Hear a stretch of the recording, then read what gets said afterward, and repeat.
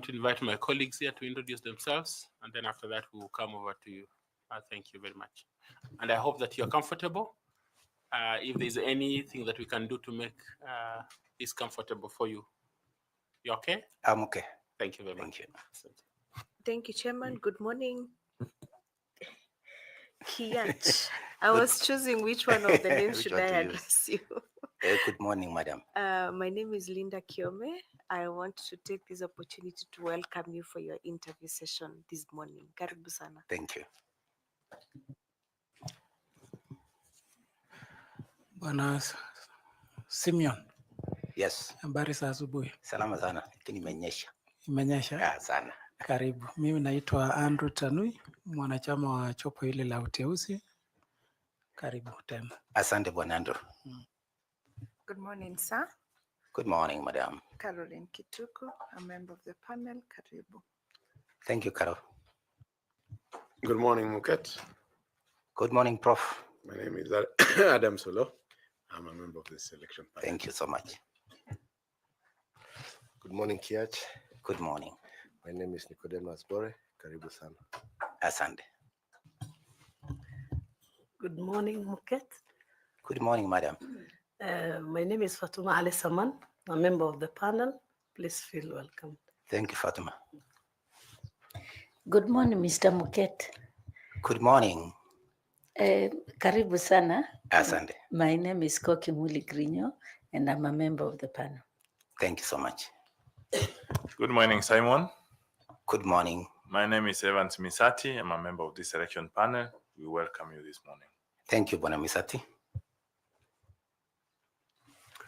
Now we come to you and we request that you introduce yourself to us, highlight your profile and those things that are significant for the role that you have applied for and that you think we should know. Mention if you're a member of any professional group or society, and if you have received any award, and whether there is any other special thing that we need to note about you. Karibu, Bwana Muket. Thank you very much, Chair, and the panel members for welcoming me and allowing me to come for this discussion. I feel it's just a discussion that we are going to discuss on how we can move forward with our democracy. My name is Simeon Kiach Katei Muket. I was born and brought up in West Pokot, where I had my formative years of education, primary and high school and secondary, and went to Egerton College to undertake a diploma in animal husbandry, after which I also went back to the same university to undertake a bachelor's degree in animal production, and also have a master's degree in pig production from the University of Aberdeen in UK, Scotland. And members, chairman and members, when I left college after getting a diploma, or before when I left Form 4, I was to proceed for A-levels, and I went for one term in a school in South Nyanza. But because my parents were unable to pay school fees, so I dropped out of A-level. And I applied to, my father told me to go and get a job. There were several jobs those days. So I was employed as a UT, untrained teacher, which I never took up the position because I still had interest in going to school. So I had applied to Egerton College and I was admitted to do a diploma course.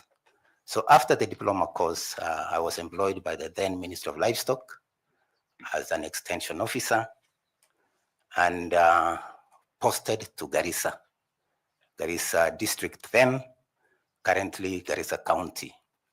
After that, I took again a leave and went back to college to undertake a bachelor's degree in animal production. And after I graduated, I was posted to Uasin Gishu as a livestock production officer in charge of division and district. After that, the ministry transferred me to the headquarters to coordinate a project that was funded by Africa Development Bank, which I did coordinate for 3 years.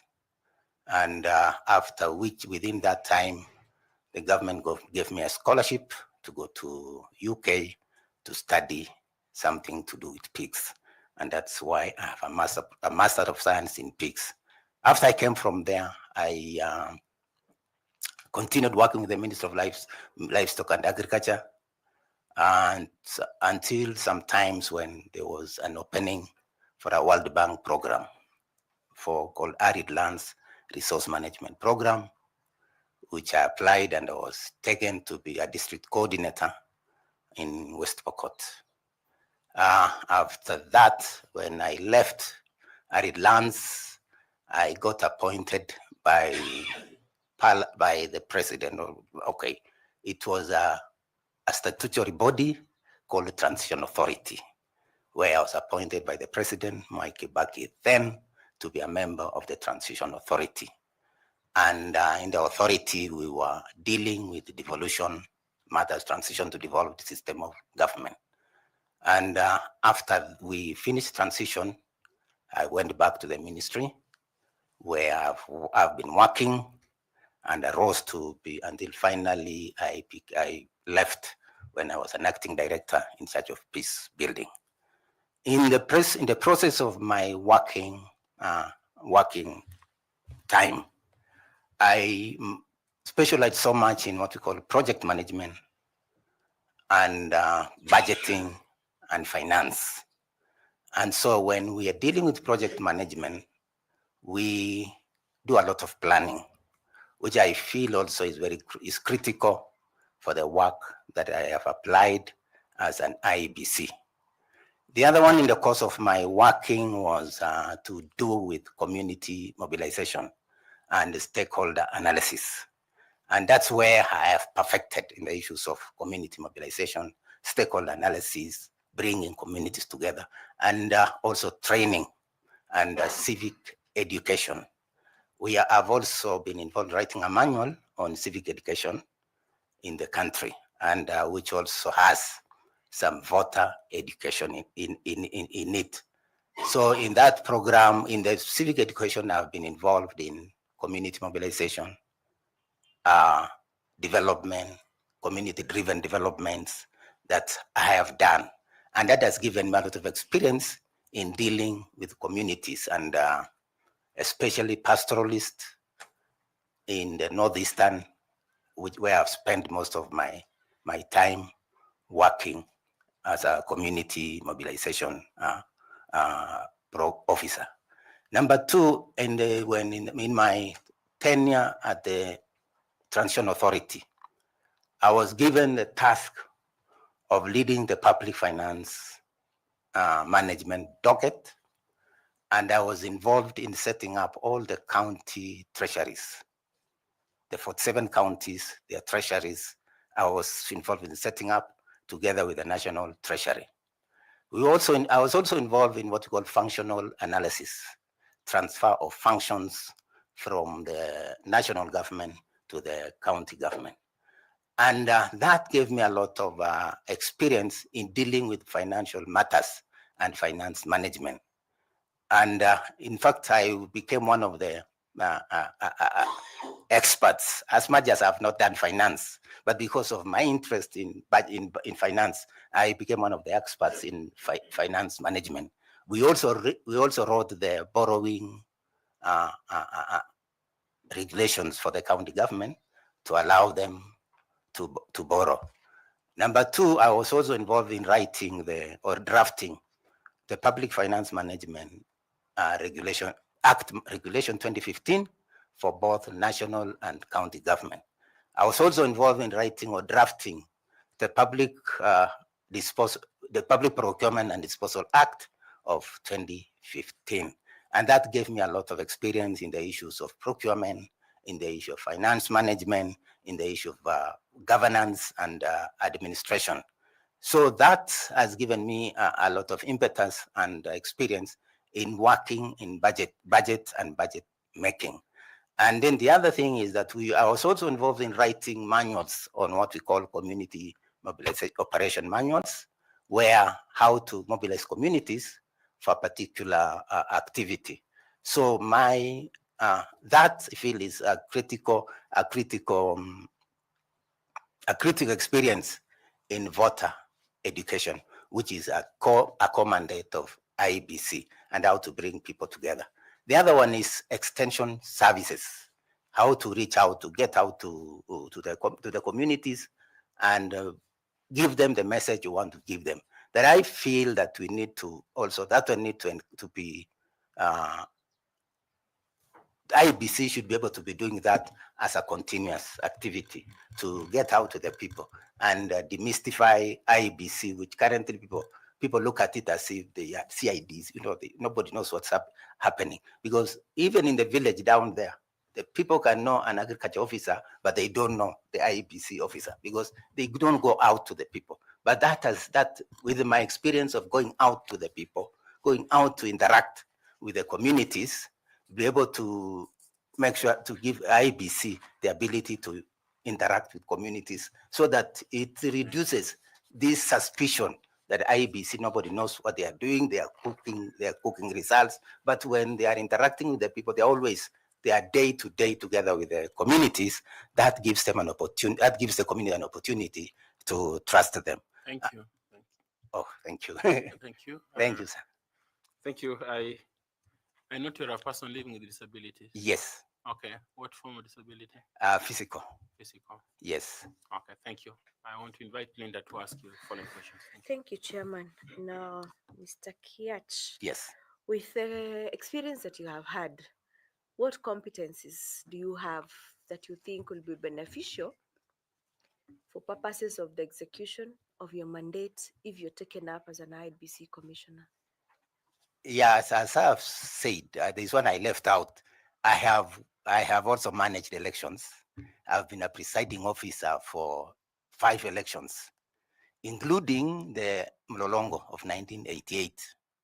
So I also managed that Mlolongo election and the subsequent elections. So that's one of the competence. Number 2, the one which I mentioned, is the issue of education and training of voters or the citizens to know how to vote and why they should vote. Because I have perfected community mobilization and trainings. So that's one of them. The other one is on finance management. I have a lot of experience on finance management. I have a lot of experience in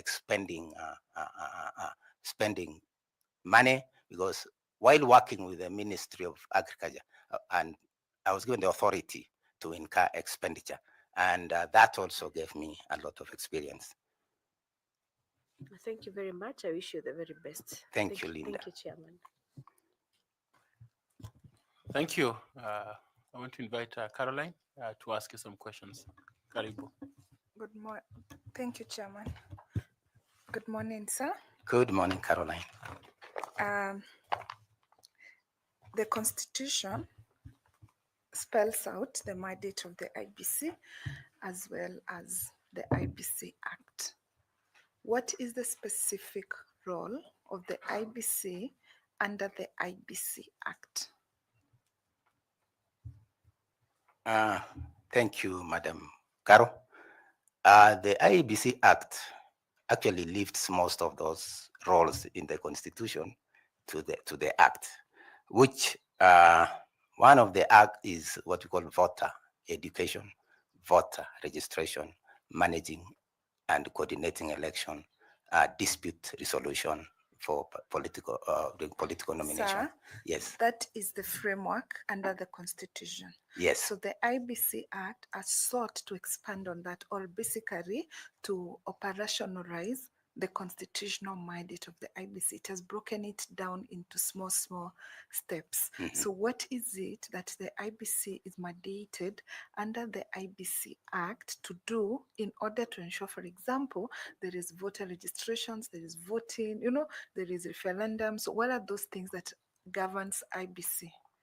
Mm-hmm. under the IBC Act?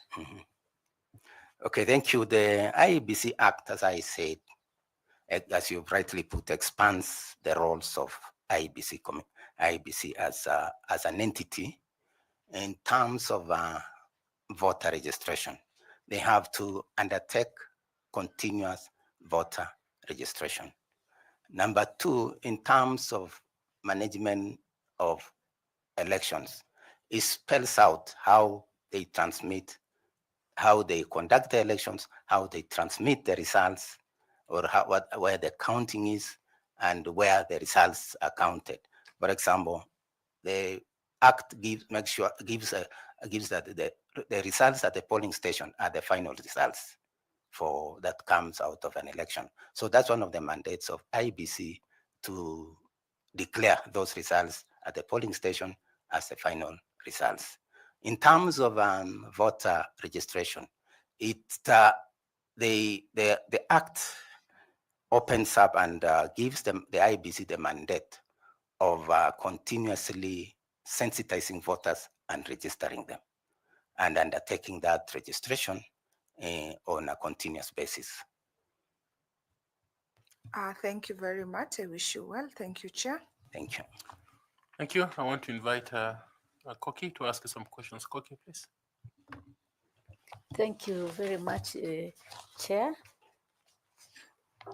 Mr. Muket. Yes. I listened very carefully at your introduction. Yes. And I realized that conducting 5 elections as a presiding officer, yes, equips you with a lot of information on electoral process and the electoral cycle. So I am following up on one aspect of the electoral cycle, which is voter education. I was tempted to ask you about the Mulolongo and its impact to our elections today, but I will not go there for now. Unless it may be good for him to say something about it. Unless you can link it together with, I'm sure you can link it together with one of the questions you will get soon.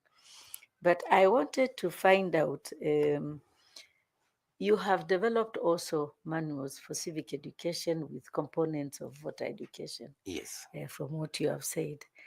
I wanted to ask you, from your own experience, does actually voter education make a difference in elections? Yes or no, depending on how it is carried out. Because voter education, if it is continuously done, it will make a difference. But one of the challenges that we have is that we do an ad hoc. But if it's a program, for example, because nobody cannot learn, cannot change. So long as you have, when you talk about it every day until it becomes a music, people learn and it can make a difference. But the challenge we have had with the voter education in the country is that it only comes during elections. That time of elections. So, but the law or the constitution makes it a continuous process. I know that that is correct, what Yes. you are saying, and there's been complaints by IEBC that they don't have resources and so on. But from what your own experience has demonstrated and what we have had, is that there are many civil society organizations that IEBC can partner with to make voter education continuous. Now, let's assume you become a member of the IEBC. Can you talk us through the steps of how you will, with your colleagues, make voter education continuous and more meaningful so that it can actually achieve the objective that the drafters of the Constitution wanted it to achieve? Just the steps, how we can make it meaningful, what we will need to make it meaningful and sustainable. Thank you, Madam Koki. Koki, I remember you were seated here with me last time. I hope this time, and now you are seated there. The issue of continuous voter education. I've worked in the public service for quite some times. And when there's a formation of a new government, there's something called executive order, which gives mandates to each department of the government. And that's what you budget for, following that executive order. So what I feel is that IEBC may have had some loopholes in budgeting. They have a permanent executive order called the Constitution and the Act, which gives them a mandate to budget for that item, because it's a constitutional item. Because I was asking myself, what do IEBC officials do? From morning 8 a.m. in the field, they are in all 290 constituencies. What do they do from morning to evening? And they not earning salary for no work done, because they are only active when there's an election. So, madam, let me now come to where you're asking. That if give me an opportunity, working together with my colleagues, we'll be able to make sure that IEBC is funded, because it's a commandate and it's like an executive order that is funded Let's by the assume National that Treasury. IEBC is And- funded. Yes, In fact, IEBC has 4 billion, I hear, on voter education. on voter education. So now just show us the steps on the question I asked you. Now because they have staff up to the constituency level, and there are quite a number, I don't know how many are they. They have registration officers, they have clerks, which have to be trained to be going out to meet the citizenry, because that is their mandate, so that if they they have a program to make sure that they meet the citizenry anywhere, whether in the marketplaces, because there are markets all over in this country, on a Sundays, when they go to a marketplace, they talk to the people and tell them what voting or what elections are. So that's one of the steps, to make sure that the people, the constituency managers, are visiting the villages in that place and telling people what's happening. Number two, there are other also forms of education, the issue of social media and the issue of the normal media. Those are some of the avenues the voter education can take place. So to me, if I have an opportunity to serve as a commissioner, that's one thing that I should be able to impart, to make sure that there is a continuous, people are working, they have a performance, let me not say contract, but they have a performance, indicators, each staff, to make sure that he reaches or she reaches. Some of them are not expensive. We just make it so expensive. I've worked in extension. It's not expensive to reach out to the people. You can use a motorbike and reach to the people. You can even, there are some places you can even walk there if you have the urge and the call to know that people need to understand. So that's one of the areas. And then also we can have on the issue of funding, there are quite a number of civil societies which can help us do that voter education. So what I say is the process is that you make sure that you are there with them always. You tell them what you are doing. You know they understand you. You tell them what voting is, and all those that goes a long way with voting. I don't know whether I've answered or I've tried. Thank you. Thank you very much, Mr. Muket, and all the best. Thank you, Chair. Thank you. Thank you. I want to invite FCPA to ask you some questions. FCPA, please. Thank you, Chair. Bwana Simeon, where are you now? I'm now a farmer in West Pokot and a preacher here in Nairobi. You've retired? Yes, I left service. I thought people with PWDs retired 65. There were some issues that made me to retire. Okay. Yes. And I didn't see your card for PWD. It is Do there. you have it? Yes, it's a certificate. It's not a card. Oh, it's a This card. day is a certificate. Okay. Yeah, it is there. Now, one of your referees Yes. has written that you are a very big asset at Transition Authority and big support to the chairman in decision making.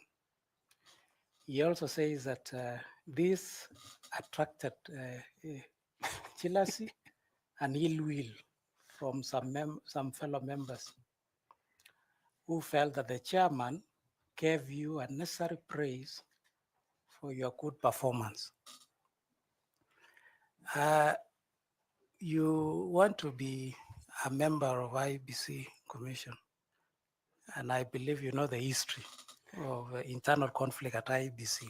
Yeah, I know the history. So, or I've had this yes, the conflict. Okay, you've had, but it was there In even the on media, live yeah. TV. Yeah. You've seen the conflicts that are existing there between the commissioners. So, what governance structures would you propose at IEBC to mitigate this kind of jealousy and internal conflicts while maintaining the independence of IEBC? Thank you. Okay, thank you, Bwana Tanui. I may not comment on what he wrote because that's what he saw me for. But what I say is that the commission we were in is a commission similar to IEBC.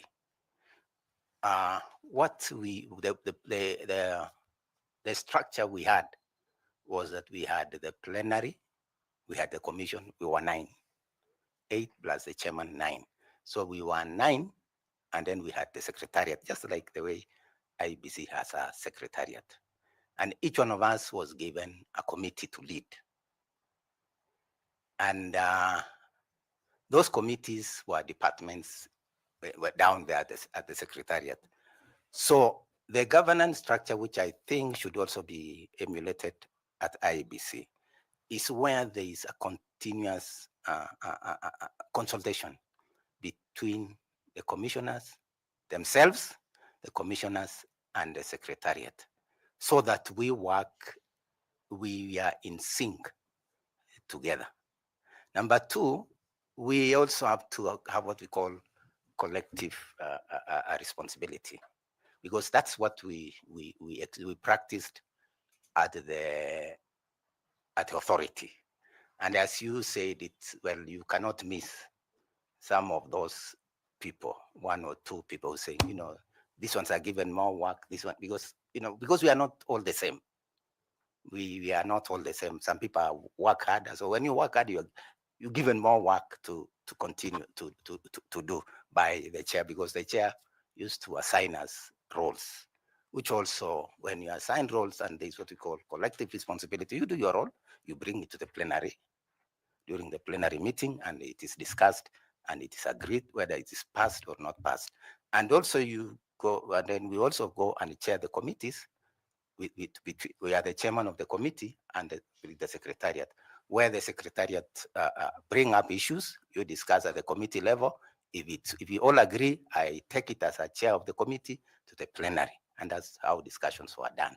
And then number 2, also we had at the commission, we had always meetings as the commissioners or the members, to make sure that we bond together, and that helped us to finish the transition within the 3 years. Thank you. Thank you, Bwana Pikech, and I wish you well. Thank you, Chair. Thank you. I want to invite Evans Misati to ask you some questions. Please, Evans. Thanks so much, Chair. Simon, if we are appointed as the IEBC commissioner, you will be responsible for development of strategy, policy oversight, and implementation of the same. Now, how will you measure the effectiveness of your policy in the IEBC? I'll give you one of the key metrics, which will include output-based indicators. So can you say some of the things that will, the indicators that will be output-based? Okay, thank you, Bwana Misati. As you rightly put, the commission is tasked with the policy development and the strategies for the commission. And then the secretariat are tasked with the implementing the policies from the commission. So if we develop a policy, for example, the one I've talked, a policy that governs voter registration. So at every month, we now can collect and see how many voters have we, as indicator, have we registered this time, and what were the challenges, and how do we mitigate those challenges. So number two, if we are talking about education, voter education or civic education, then we call so, we will be able to understand how many people were reached, how many civic education forums were carried for that particular period, so that we know whether we are meeting our targets, because you have to set targets when doing monitoring. You have to set targets. We have to have the baseline. If we had 10 people this time, how much have we gone? Whether we have increased to 20 or so that we know whether we are succeeding or we are not succeeding. And me having had a lot of experience in project management, that's what we do. In the beginning of the project, you set your targets, you have a baseline, set your targets, and then maybe after a few months or 6 months, you come and evaluate yourself and see how far you have gone, whether you are achieving or not achieving. How much money have you spent? How much, those things. That's good. How will you measure the operational efficiency?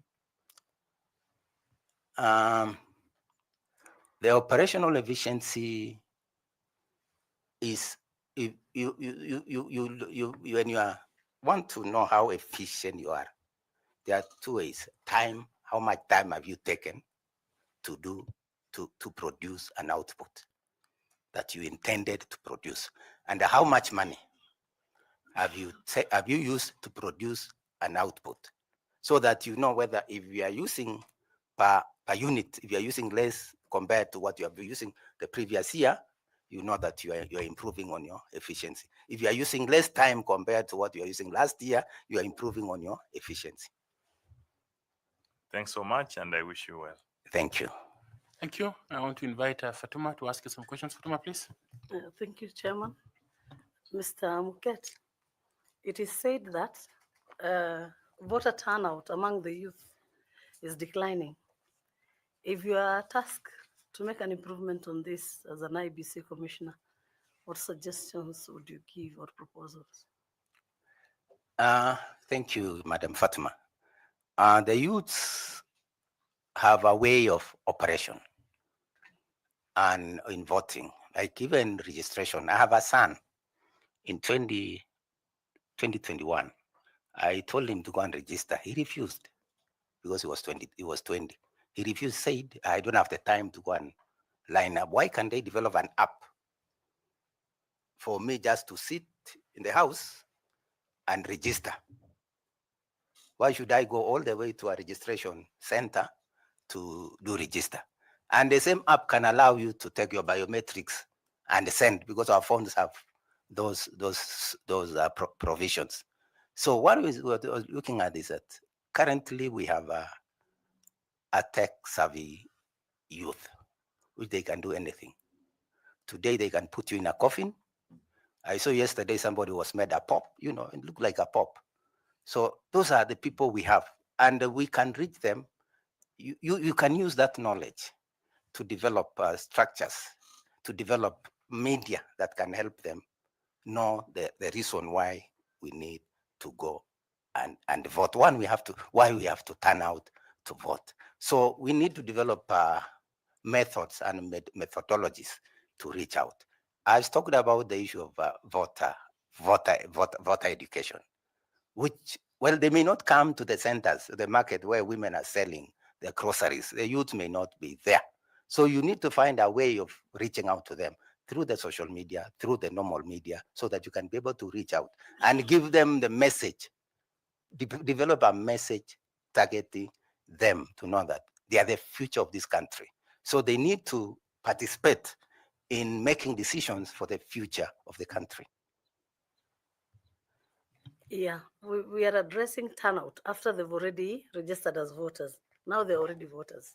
So we're talking about the turnout during elections. Yes, even that turnout, we need, number one, it's not only the youths who may not turn out, even adults. Because for this particular question, yes, it's targeting the youth. Yeah, what I'm saying, the people who have registered, because when people register, you don't know who is when you're looking at the register, unless you know their age to know who is the youth. But generally the turnout. And when it comes to youth, as I said, we need to have those education. Those why should we vote? If we know the reason why I should go to a polling station, line up the whole day to vote, then I will go. And then number two, also, I don't know, I'm not sure whether we can be able to do it in our term, because if I get the opportunity, it will end. But I'm seeing a way where we can also be able to have what we call digital voting, where you can vote from your house. You just develop an app and you'll find that the youth will vote. When you develop an app where you just open your page, you know where the constituency you are, you know your ward, you know where your polling station you vote, and you key in your PIN and you vote, and it is registered that you have voted, because that's how many other people are voting. We can also introduce the email voting, like the one I'm seeing the Americans, they just vote through an email, so that but that's when we'll have developed that trust for our systems, so that the youth will be able to be encouraged to vote. But basically, they need to be reached to and given the reason why they should vote. Why they should vote to elect leaders. Because the people who don't vote are the ones electing for us bad leaders. That is a saying by somebody else. If you don't vote, you are electing for us bad leaders. But if you go vote, you elect the leader you want. Thank you very much, and I wish you well. Thank you, Fatima. Thank you. I want to invite Mr. Bore to ask you some questions. Nicodemus, please. Thank you very much, Chair.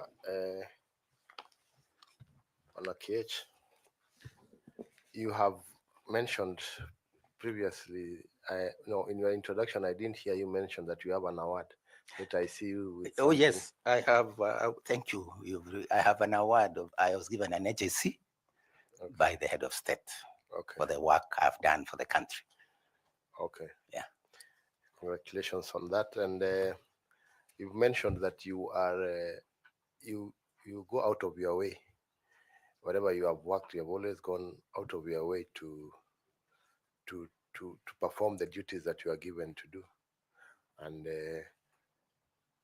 in your view, what does selfless service look like in the role of an IEBC commissioner? Self-service in the role of a commissioner, or not even a commissioner, or any state officer.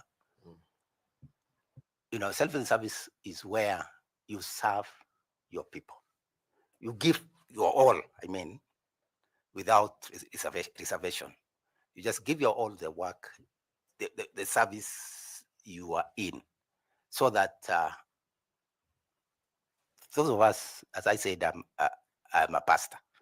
I'm ordained pastor. So we serve the people as if we are serving God.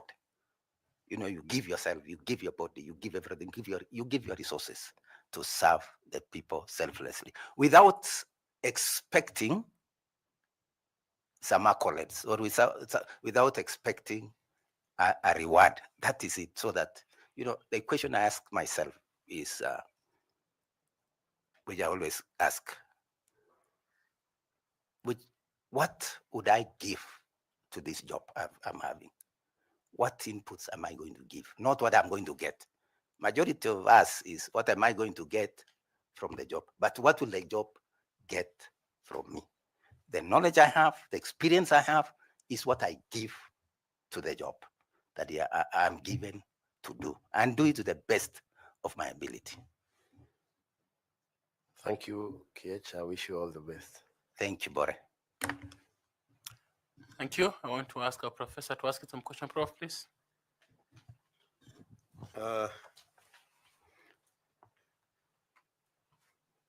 Simeon. Yes, Prof.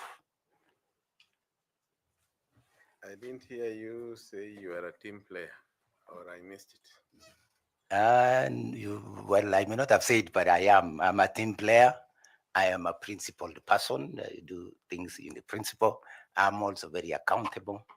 And I'm also a team leader, both a team player and a team leader. Very well. Let's assume that Simeon makes it to the commission. So this is a hypothetical question. You've got a colleague on the commission. making independent public statements that go against the spirit of collective responsibility. How would Simeon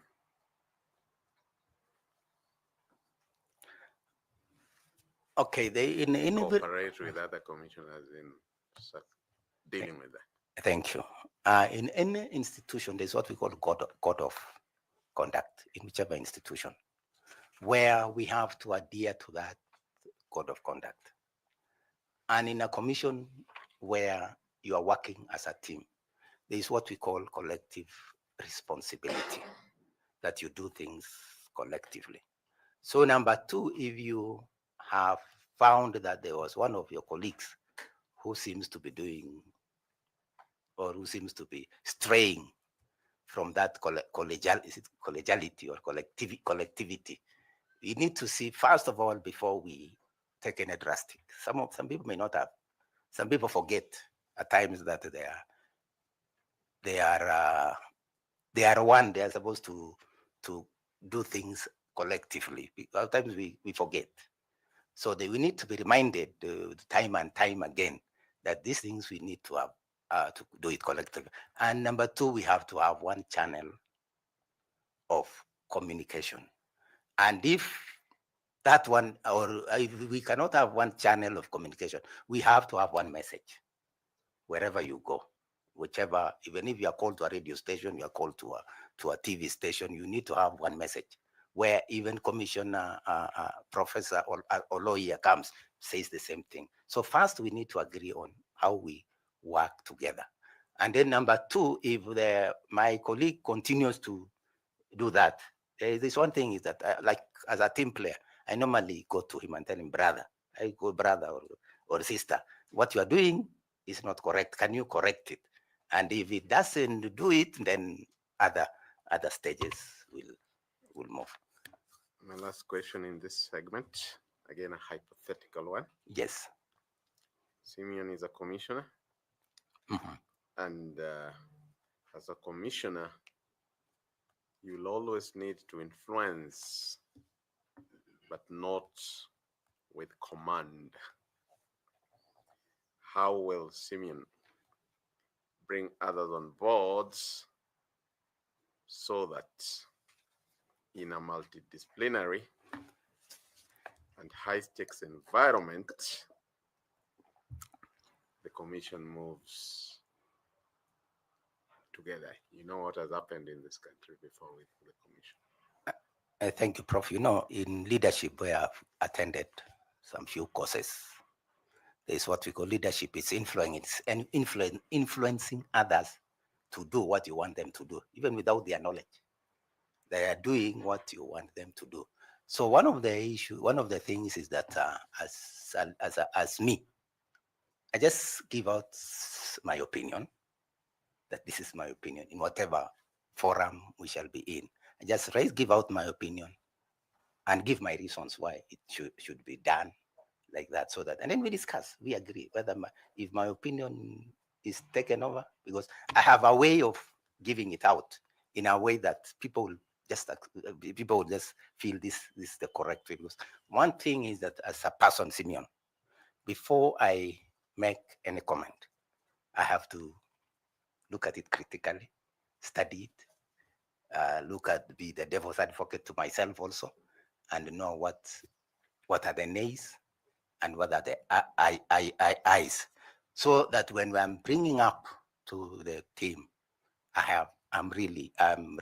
I have really regurgitated on it and be able to make sure that, pass it, take it out the way it is, give the cons, give the pros, and so on. Thank you, Chair. Thank you. Prof, do you have further 2 questions, please? Yes, Muket. This is a session which we usually, through the chair, ask high school questions. And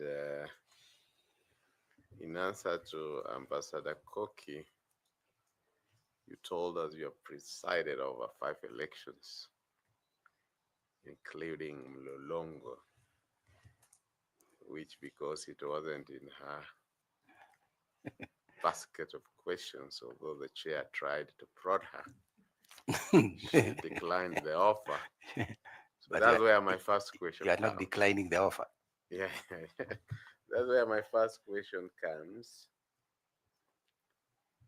Can you tell the panel? Mlolongo was a two-stage process. Under what circumstances would one be declared a winner of the election?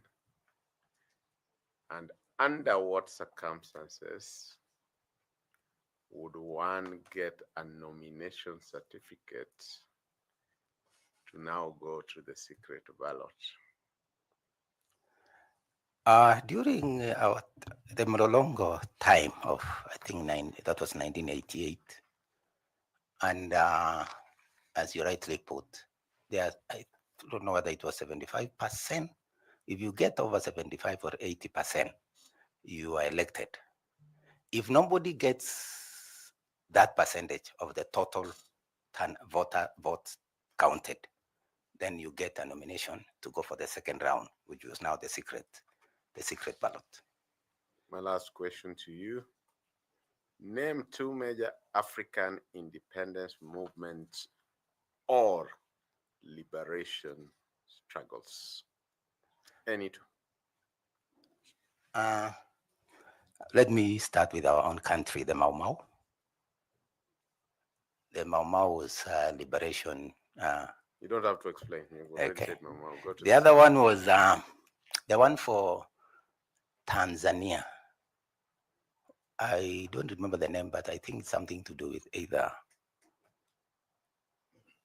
something to do with Ujamaa. Ujamaa was an ideology. An ideology. Me, I'm asking for a liberation movement. 30 seconds. Okay, you passed that one. I passed it. Yes. Thank you, Chair. Thank you very much, Mr. Muket. Yes. Have appreciated our interaction with you and learning and hearing from your experiences. Don't know whether you have any question or comment that you'd like to make. Thank you, Chair, for the opportunity you have given me to interact with you in this short time that we have had. And also I want to thank you for the time you have put in this. You know, sitting in a panel like this for 30 days or so, sitting on the same seat and talking almost similar things to 100 people requires a lot of stamina.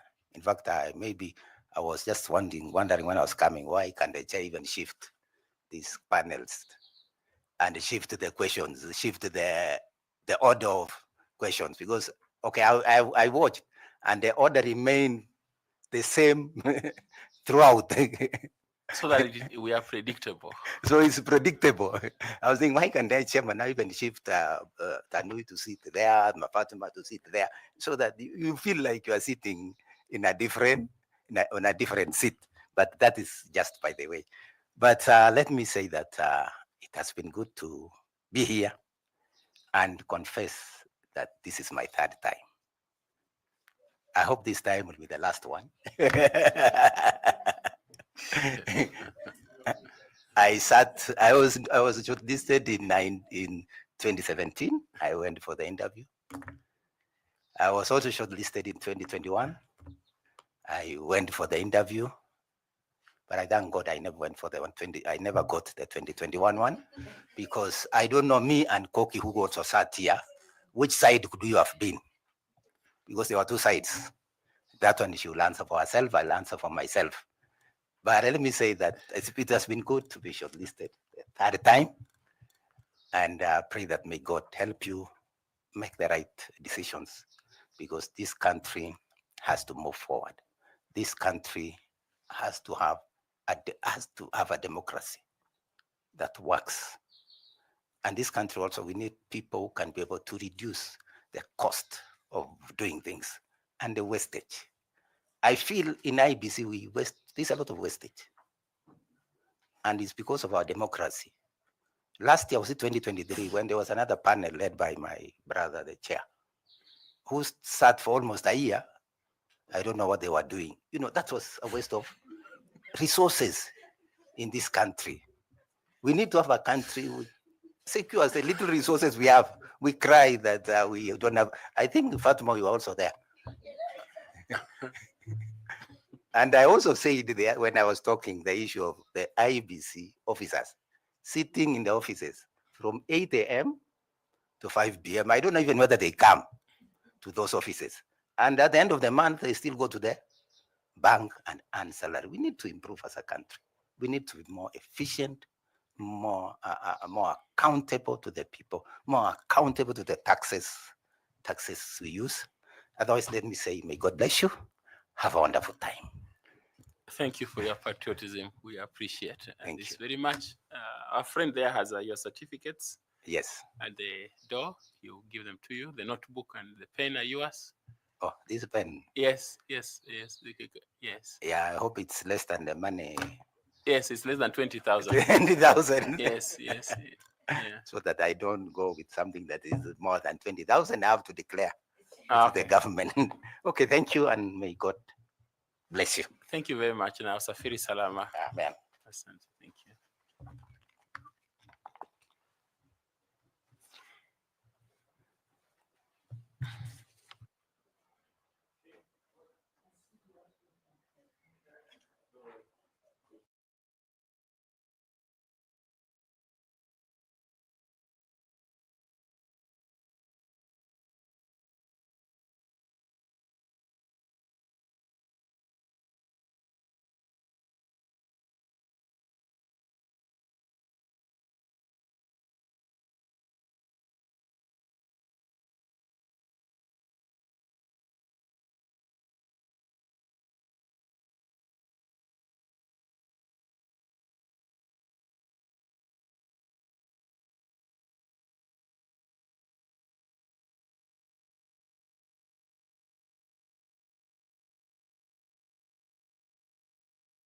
Yes.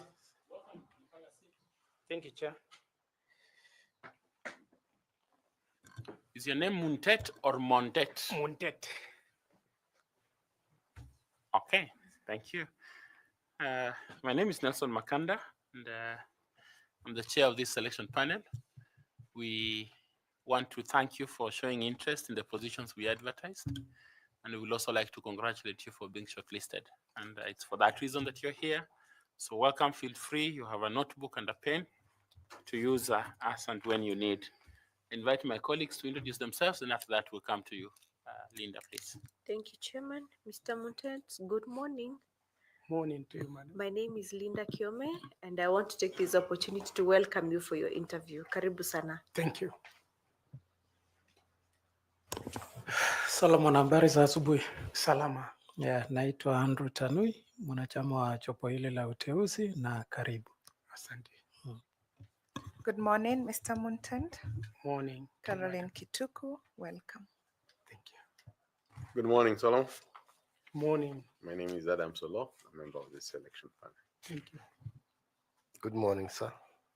Morning to you, sir. My name is Nicodemus Bore. Karibu sana. Asante. Good morning, Mr. Muntet. Morning. My name is Fatuma Ali Saman, a member of the panel. Please feel welcome. Thank you. Good morning, Dr. Muntet. Morning. Na to you, karibu madam. sana. Asante. My name is Koki Muli Grinyo, and I'm a member of the panel. Thank you. Good morning, Solomon. Morning to you, sir. My name is Evans Misati. I'm a member of the selection panel. We welcome you. Thank you. Now we come to you, and we request that you introduce yourself, highlight the things that are significant for the role that you have applied in your profile, and let us know if you have any membership to a society, and if you have received any merit or award, or whatever that has been given to you to honor you. I want to ask you to proceed. Thank you. Thank you, Chair and panelists, for giving me this opportunity. First and foremost, I want to thank the Almighty God for granting me the opportunity to come and have this interview with you. And also, I want to thank you for shortlisting me. I consider it as a great favor, and therefore I appreciate. Just to highlight my career progression,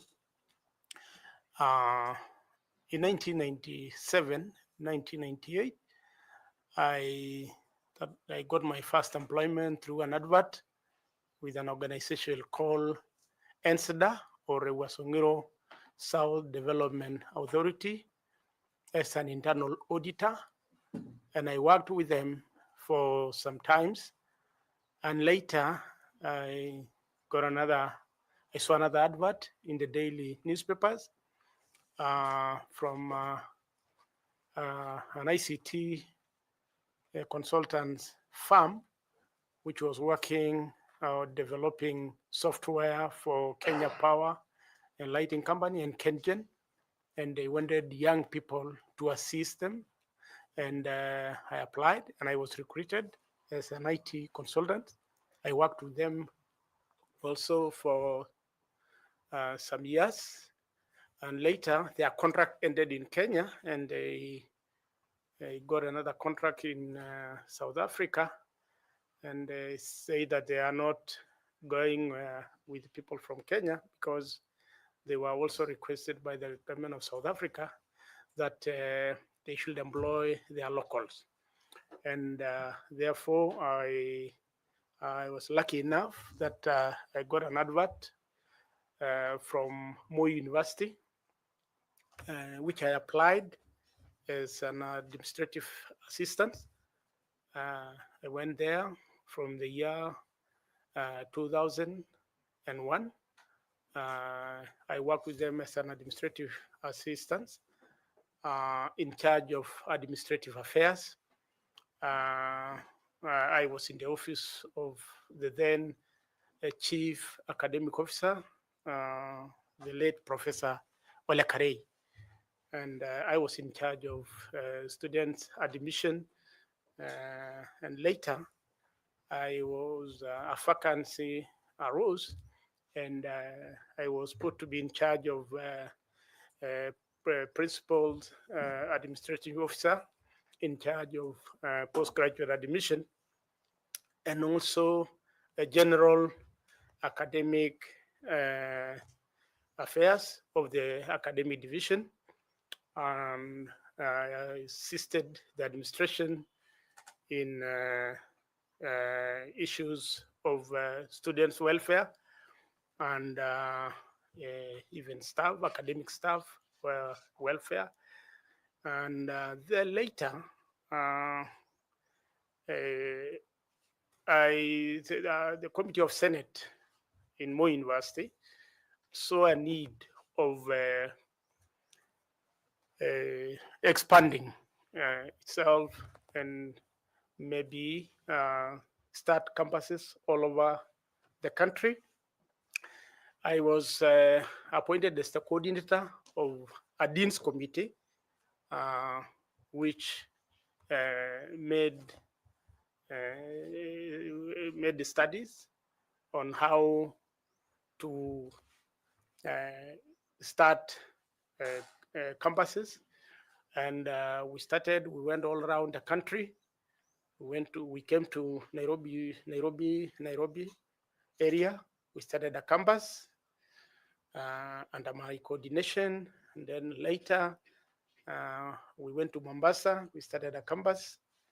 And we proceeded to Garissa, the now Garissa University. We started the campus, which grew to a constituent college, to a university, to a full-fledged university. We also started Karatina University. We started as a campus, and but later also grew to a constituent college, to a university. And Rongo University, we started as a campus also and grew to a constituent college, to a university. And also went to Kabianga. We started a campus. We went to Kisii, started a constituent college. Now it's a university. And we came to Narok, which is my hometown, my home area. We started a campus in Narok, which grew to a constituent college, to a full-fledged university. And all that was under my coordination. And I'm happy to report that when now we settled down as a committee and presented our report to Senate, then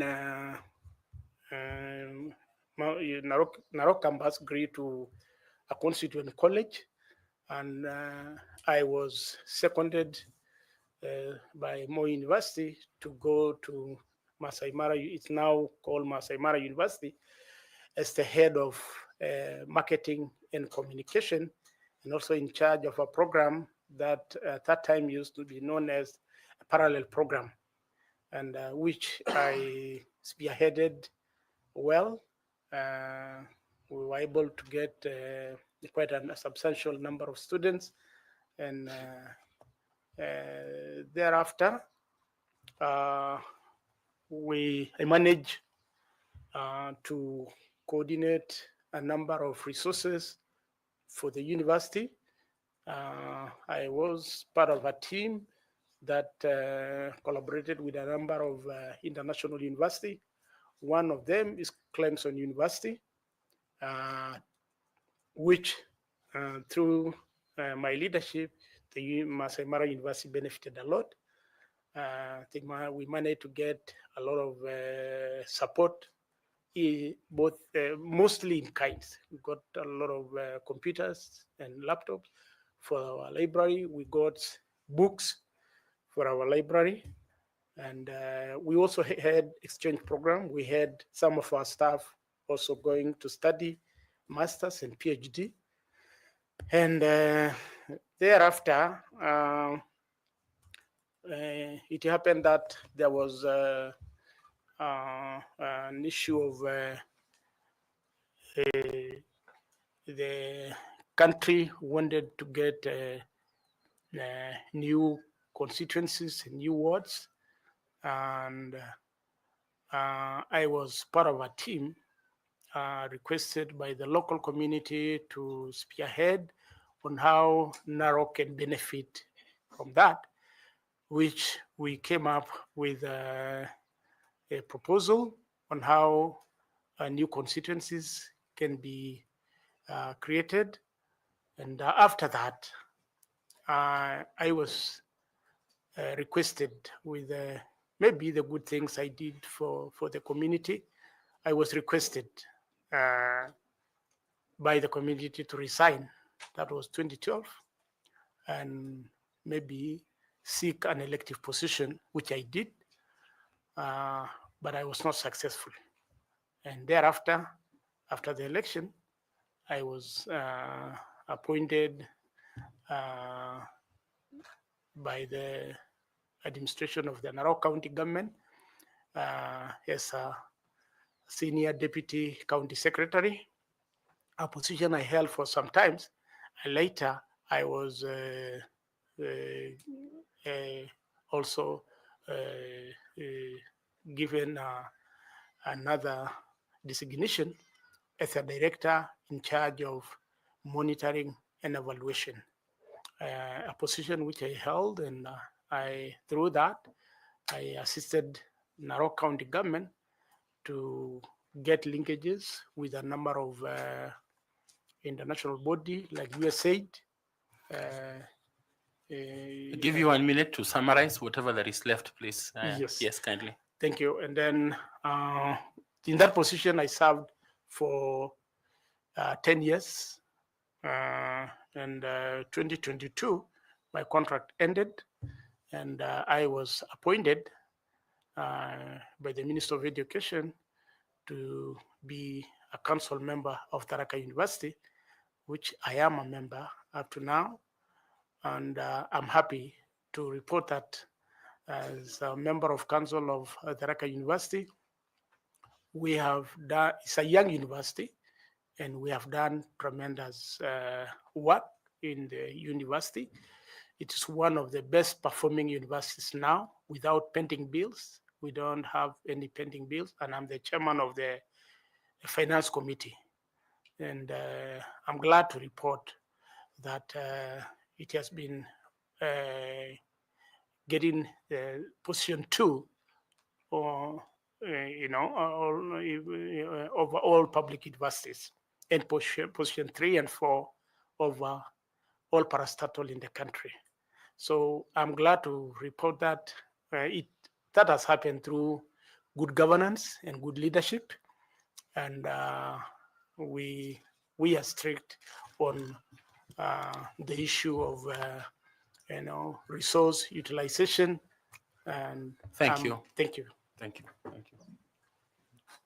Please, Linda. Thank you, Chairman. Mr. Montet,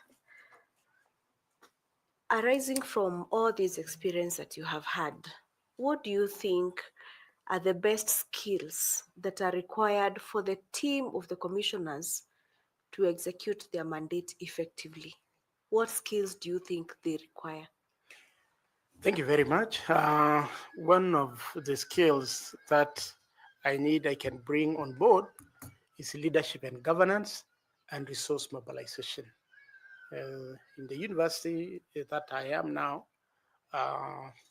we have inculcated the spirit of good governance and leadership, both to ourselves as the board and also to our staff. And that is one thing I strongly believe that I will bring to the commission, good leadership and governance, whereby integrity, accountability, sustainability, and innovation is brought in. Secondly, Madam, I think I will also bring the concept of research. I am a researcher myself, and I strongly believe that with IBC need resources, extra resources, and I will bring the knowledge of research through research writing, and this is not only by the IBC.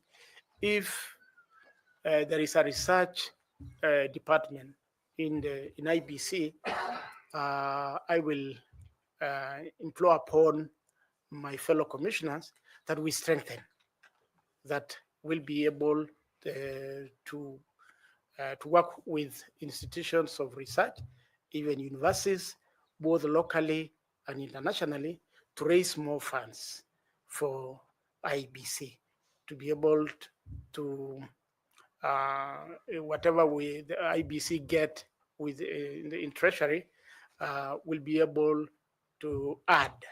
So I will bring the knowledge of research and resource mobilization to IBC. And what are your personal attributes that you think will help you in the execution of your mandate as a commissioner?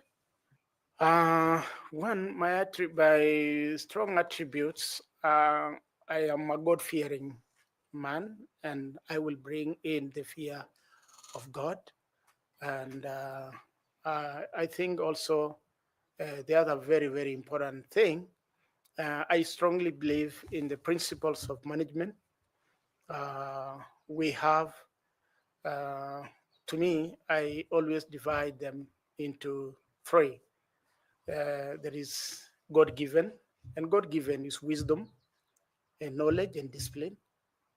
And acquired is you have, acquired skills that you acquire from learning. And we also have inborn.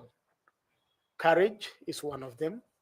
And God has given me the spirit of courage, that whenever I'm faced by a situation, coupled with the fear of God and courage, because courage is also a principle of management, but you can have you may not have courage. And I remember in one situation where where courage has assisted me a lot. I remember when I was in high school, and I was the CU chairman, and I was there was a lot of this happening where there were a lot of tribals, that were happening in my local area, and it penetrated to the schools. And I remember there was this time when students wanted to fight all aliens who are not from that area. But the principal called me with the senior teacher, and I remember the patron of the CU and requested me, what are we going to do, because the school is going to be banned. But I remember telling them that let us pray. And we prayed in the principal's office, and I went and I walked out after the prayer and went with the Bible to my fellow kinsmen. And when they saw me coming to them, they knew I was going to tell them that you are not going for war. But when I reached there, I told them, no, I've come to pray for you so that when you go to war, you will not be harmed. And they agreed. So when I told them, put down your weapons, your crude weapons, they did that, and we prayed. When we prayed, somebody came out and said, no, we are not going for war because we are going to be harmed. What our CU chairman told us, let's stop this. And just to stop the whole, a long story short, courage took me, and we got just 3 people. We went to the principal's office, and they said, we have ended the war for now. And the principal called for all of them, all the students at the assembly, and they all agreed that we are going to stop it. And thank God they were given an off of 2 weeks, and they were official, and we thank God, and that was courage.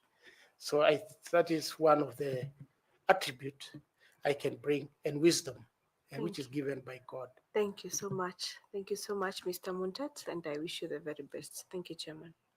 Thank you. I want to invite Carol to ask you some questions. Carol, please. Thank you, Chairman.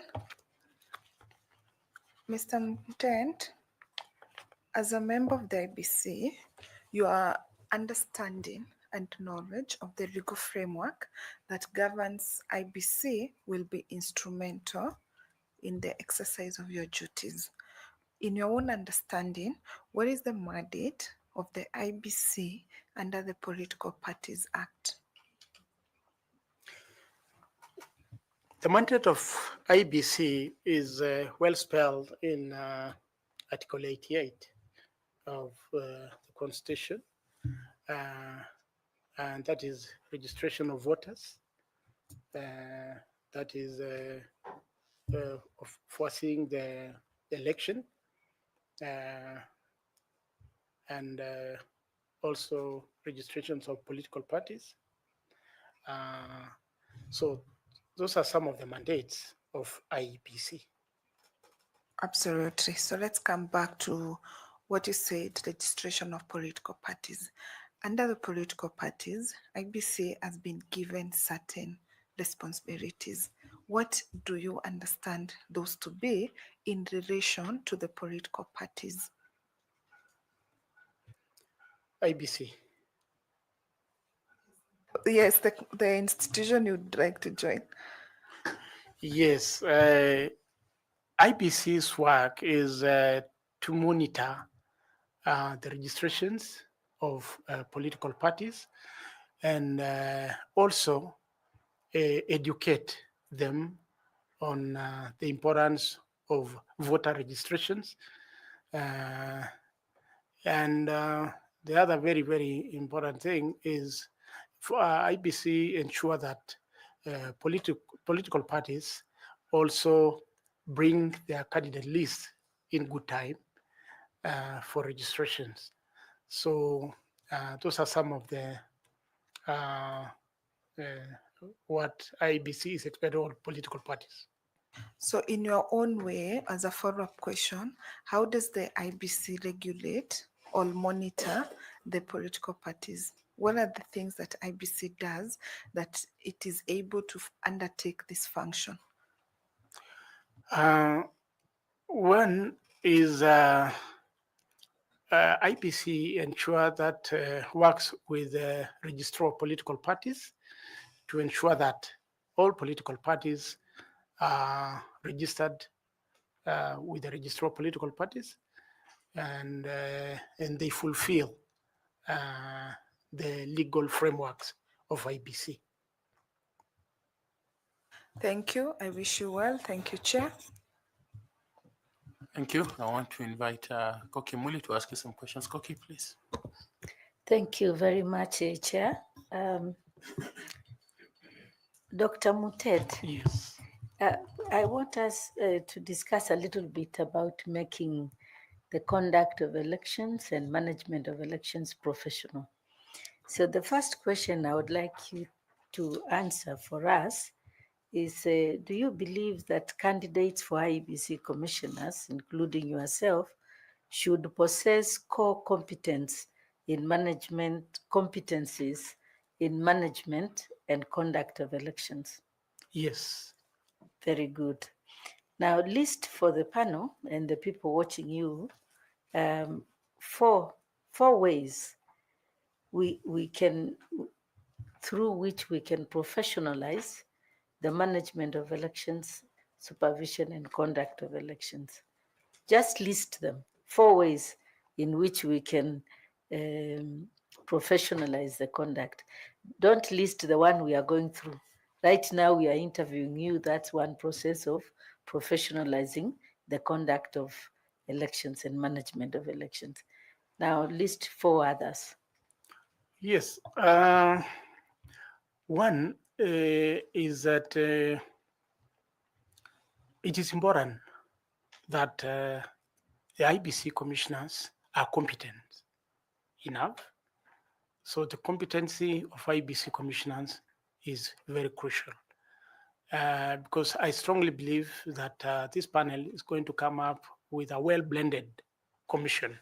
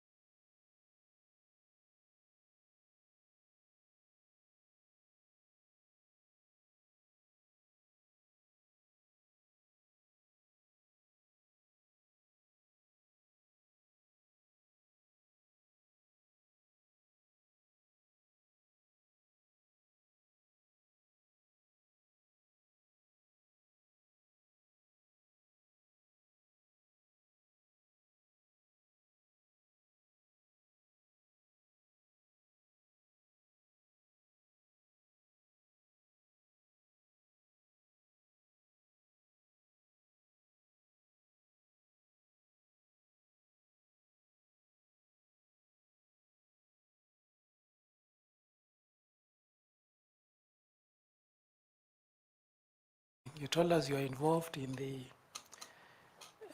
expansion of Moi University. Yes. You set up all these colleges. Yes. culminating in Masai Mara, where you finally settled. Yes. The same expansion is also what led to almost the collapse of Moi University. It's true. So being the officer, what could you attribute being you told us you're behind. Yes. Yeah. So how would you explain it in terms of your leadership, governance, financial management? What is your comment? It was a Senate decision, Mm. although I would say it was influenced by politics. You know, Moi University by that time, it was one of the best university you have ever thought. Where some of us who were, part of the university, when we see what is going now, we feel like crying because Moi University was one of the best universities that you ever thought will go the way it has gone. But that expansion, I want to say, it was partly political. In fact, we had all politicians flowing to the VC's office, requesting for a campus in their region, in what, and it was a mistake. I must now, in fact, in the university that I am in, Tharaka University, I have personally stood that we should never go that way.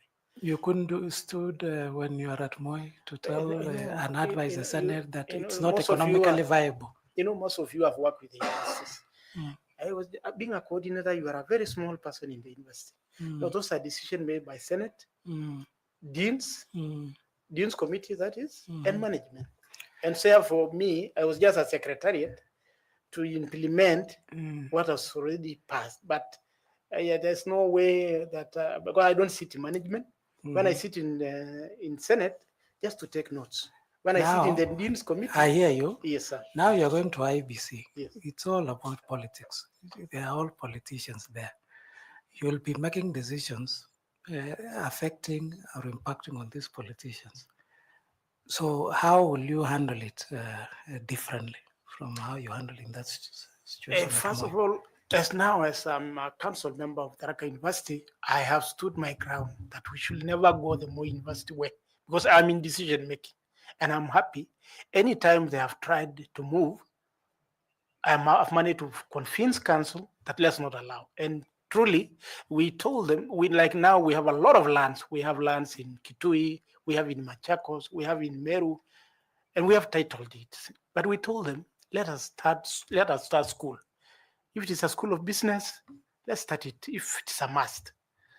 But campuses that will go to constituency colleges, we have, through the experience we got in Moi, I have stopped it. Now, come to IBC. I will be in the decision making. I will implore among my commissioners that no, let us try to avoid making decision through political patronage. So that one, I will try my best because where I have worked, I have seen it failing. So I will try because I'm now in decision making. And maybe even those who are in Moi University by then, they never thought that Moi can go that way because all those universities went with resources, but they never brought back to Moi University. Every campus goes, it's given this amount. It never brings back when the university become a constituent. That is the end of it. When it was campus, it was better. So I promise that when I'll be a commissioner, I will convince my fellow commissioners that we will try as much as possible to avoid to follow the route of political patronage. And then lastly, using your leadership, you talked of governance and resource mobilization skills. How would those skills contribute to the credibility of IBC? Thank you very much. One, IBC is really having a lot of problem on funding, and they rely fully on the exchequer. Uh, the reason why I said I will strengthen the research component of IBC is because there are, for example, I strongly believe there should be a time for IBC to have its own offices. And this can only be done through money, extra money coming. And outside there are partners who really love Kenya, maybe international, like the Bill Gates plus Melinda Foundation, and okay, USAID was a very good, but now because of what America has done, maybe, but EU also, and also we have also even local partners, and to me, I see a point of maybe creating an endowment fund with IBC, where like-minded people can contribute to it with friends of IBC, like this selection panel. After that, we can approach, because they are friends of IBC, even politicians. We can approach them as friends of IBC to contribute. And purposely, this endowment is to build a headquarters for IBC. And also with that, there are organizations which CSR policy may accommodate some of the funding of IBC, maybe through kinds or monetary. We can approach those companies, maybe even parastatal, government parastatal, they have CSR, so that they can be able to give a hand where need be. Now, how different is that endowment fund that you are proposing from the IBC fund that is created in the IBC Act? The endowment fund, it gives you freedom now to approach individual organizations to give freely. Even us as commissioners of IBC, we can contribute to it. So, and maybe so that is where the difference comes in. Maybe the money is put into a fixed account until a time is seen that this money can now do for us what we purpose to do. If the IBC fund is operationalized, you can't put the money in a fixed account? No, you can, but you see, this money now, you are limited on expenditure to it. It is by the legislation. But this one, I'm saying the endowment fund that is going to be created is now going purposely to me. I will try to convince the commissioners that this money, even if we may not get the targets during our tenure, but it will be purposely for constructing the headquarters for the IBC. But this other money is purely for other operation for IBC, voter registration, and if you conducting election. Let me stop you there. If Yes. you happen to get a chance, Yes, sir. kindly read again the functions of that IBC fund, Okay. and you will appreciate Okay. why it would actually serve the same purpose that is in the endowment fund. Okay, thanks. So thank you, Chair. I wish you well, Daktari. Thank you, sir. Yeah, back to you, Chair. Thank you. Evans Misati, please. Thanks so much, Chair.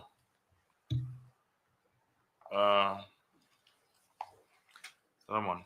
Yes, sir. I want to take you back to our constitution. Yes, sir. Our constitution of Kenya intentionally separates policy oversight from operational management. Operation and management.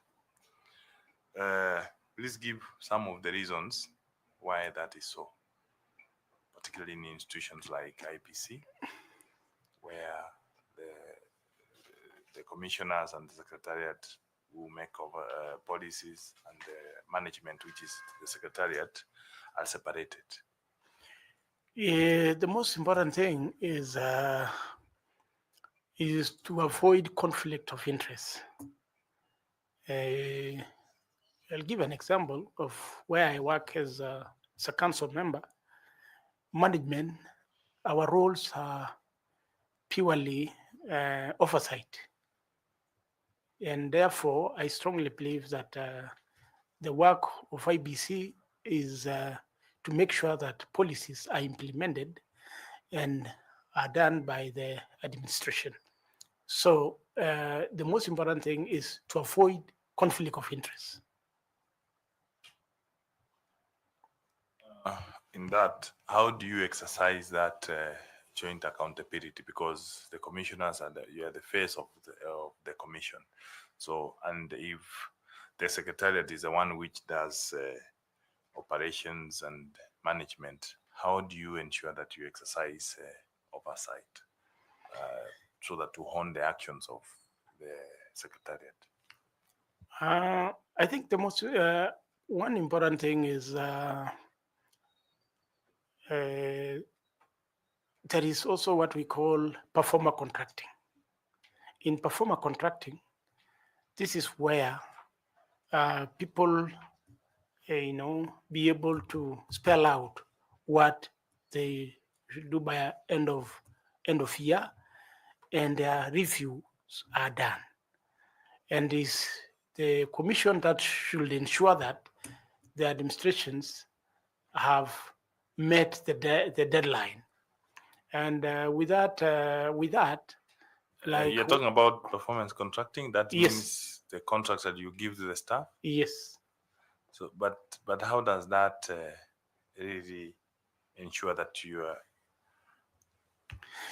What I'm saying is that that will ensure that the mandate of administration is totally separated. And separation, it is the commission because you are an oversight. I agree with you. Yes. The separation is very clear. Yes. But I'm asking, how do you ensure joint responsibility? How do you hone the actions of the secretariat as a commission? Teamwork.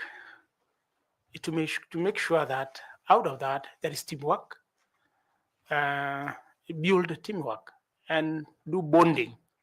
Like when the commissions are appointed, they do bonding with the secretariat and ensure that the work and you spell among yourself that the work of administration is purely different, and you also tell yourself as commissioners that our work is different from management, so we should not interfere by what they do.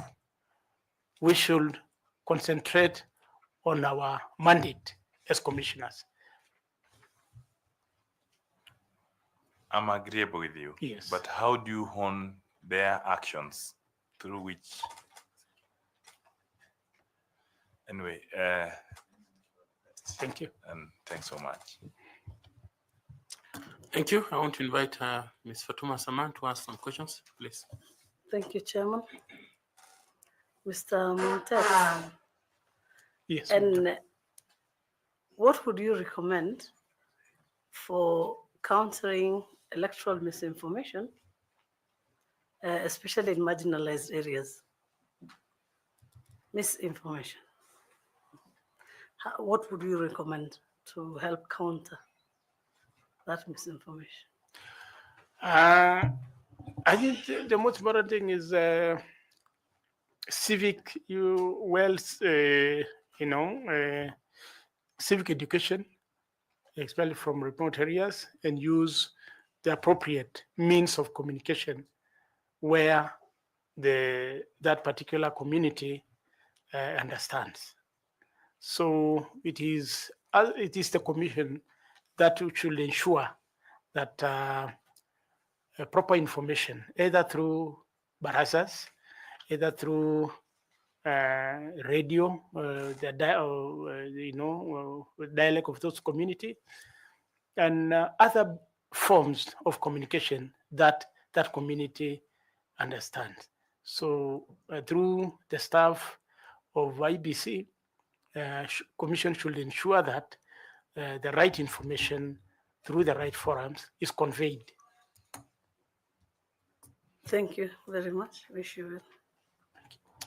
I invite Nicodemus to also ask a question, please. Thank you, Chair. Bwana Muntet, Yes, sir. the Constitution emphasizes the need for state officers to uphold integrity. What is your understanding of the principles of integrity as provided under Chapter 6 of the Constitution?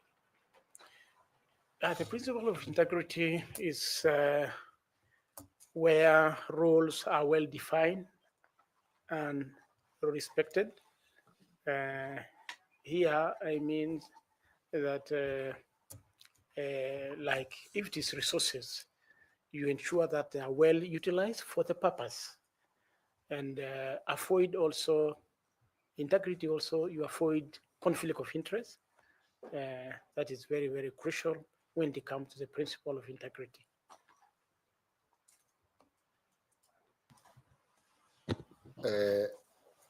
Can you cite the integrity, the Chapter 6 of the Constitution? Can you cite it? What does it talk about?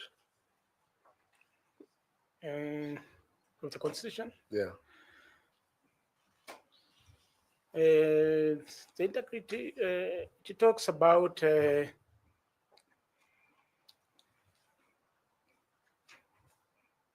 being one who is honest, honesty, and honesty and being sincere and truthful. Yes, and selfless, and so on. Yes. Thank you very much. Thank you very much, Chairman. All the best. Thank you. I want to invite Professor Adam Solo to ask you some questions, Prof. Thank you, Chair. Solomon, Yes, sir. you are coming from a university setup. Yes, sir. If I'm not wrong, most of your life has been in that setup. It's true. And you are going to a commission.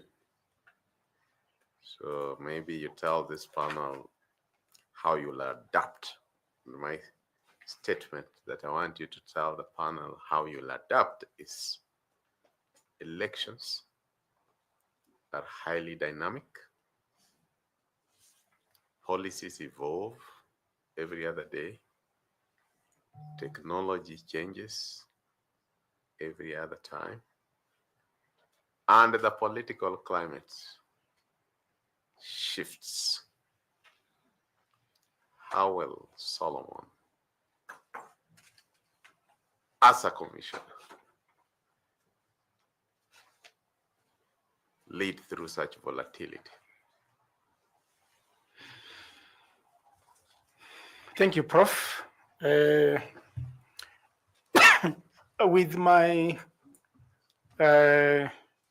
leadership and governance background, I have done a lot of courses with the School of Government on leadership, so many, and that has built me a lot to be able to understand, the operation of such a commission. So the profession, the professionals, is a certificate that I've earned have really shaped me to be able. And then secondly, I've also interacted with my local community in so many aspects. I've been a board member of so many schools. Currently, I am finance director of a trust in my community, public lands. And I've also been a leader of my church, regional level. Like currently, I lead a committee on dispute resolution mechanism for my church, and which have assisted me a lot have been able to assist my bishop in bringing the church in my area together and help solve so many problems. And having have worked also with the local community in so many aspects, I think this helped me a lot to be able to work. And even when I was in Moi University, I was in charge of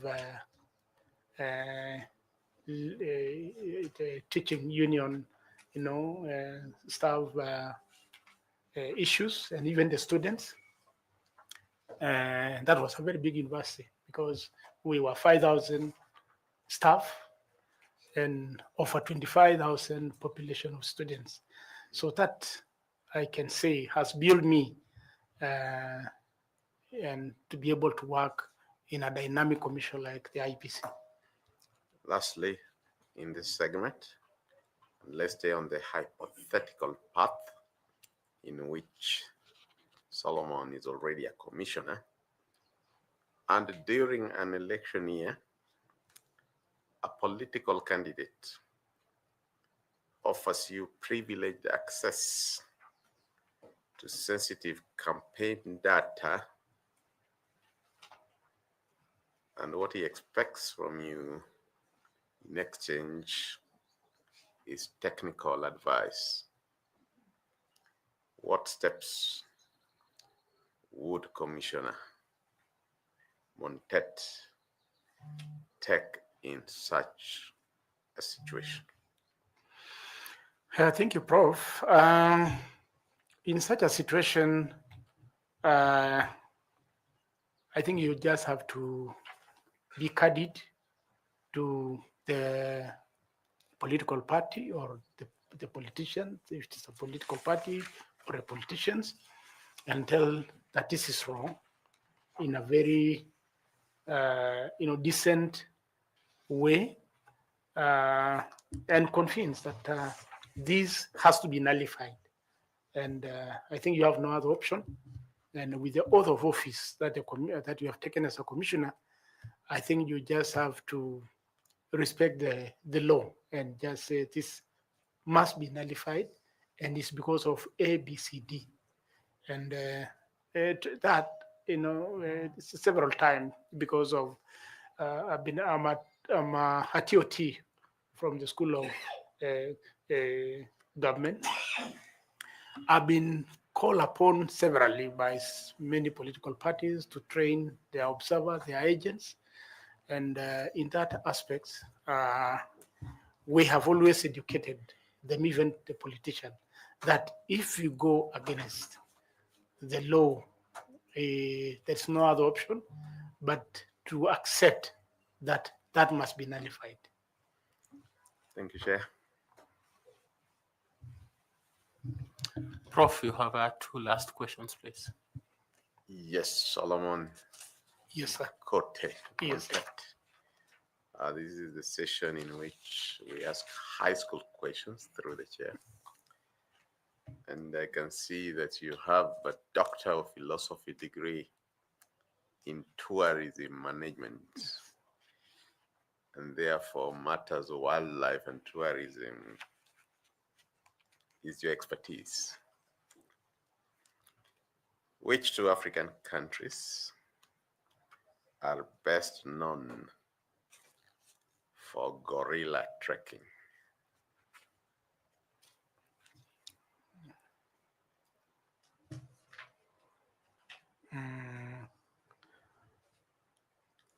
Congo and South Africa. If you stayed within East Africa, apart from Congo?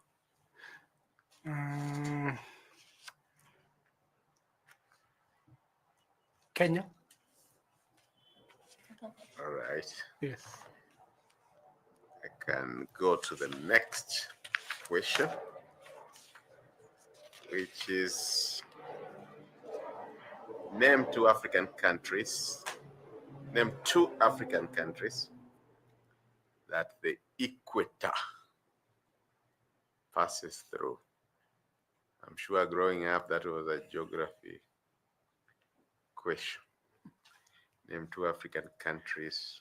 There are many, Yes. but name 2 that the equator passes through. One is Kenya, and the other one is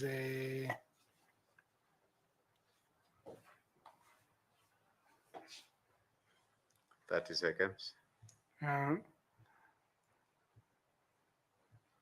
Ghana. Thank you, Chair. Thank you very much, Mr. Muntet. We are glad and grateful for your time and for the responses you have made. Do you have any comment or any question to make? I just want to say, Chair, together with the panelists of the selection panel for IBC, as I said earlier, I'm very, very grateful for shortlisting me among so many Kenyans.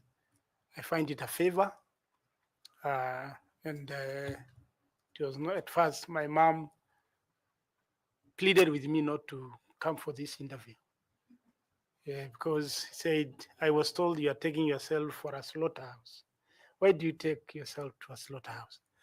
But I remember convincing her that I'm not. I'm only going to contribute to my country.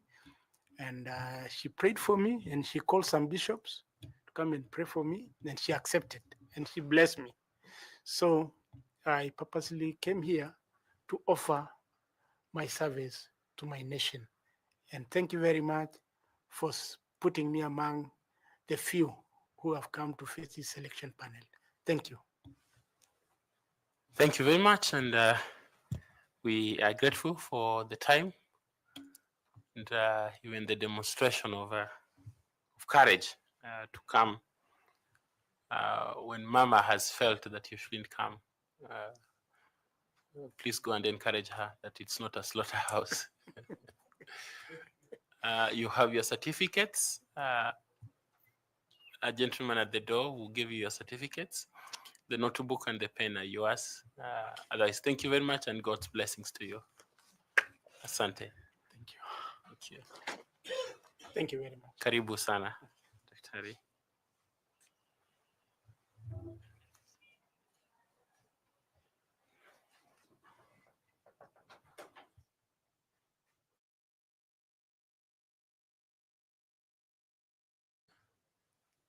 Do you want to get another candidate?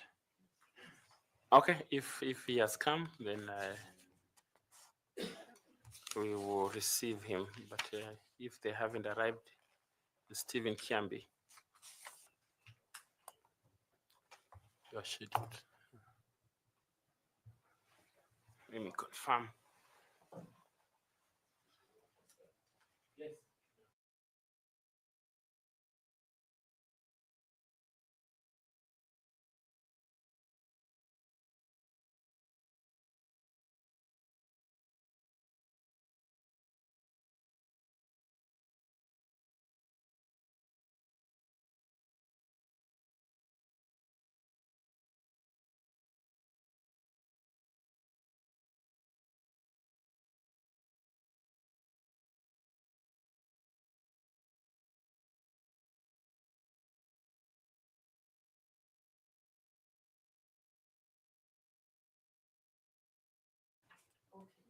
Yes, yes, yeah. So media, thank you very much. We will see you at 11. Thank you, yeah.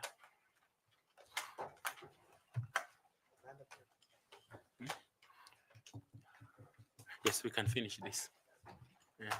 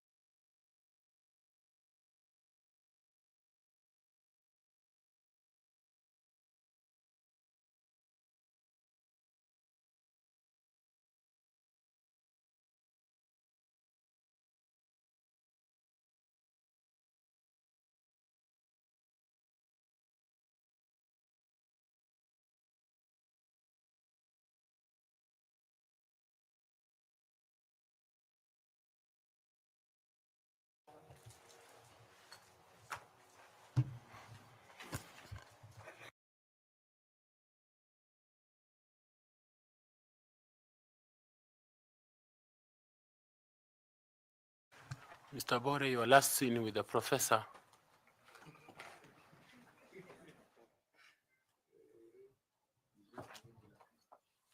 Okay. Yeah.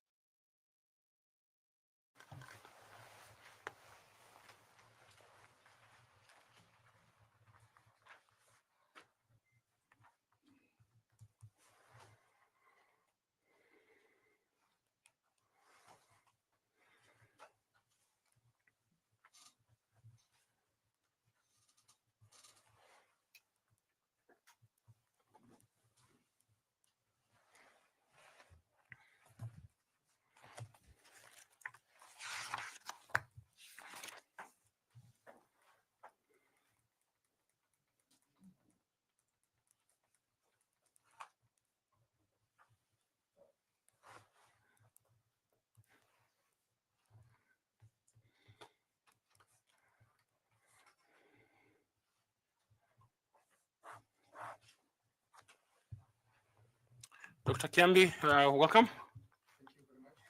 Yeah, have a seat and you can adjust it to what you like. Okay, thank you. You have a pen and a notebook there.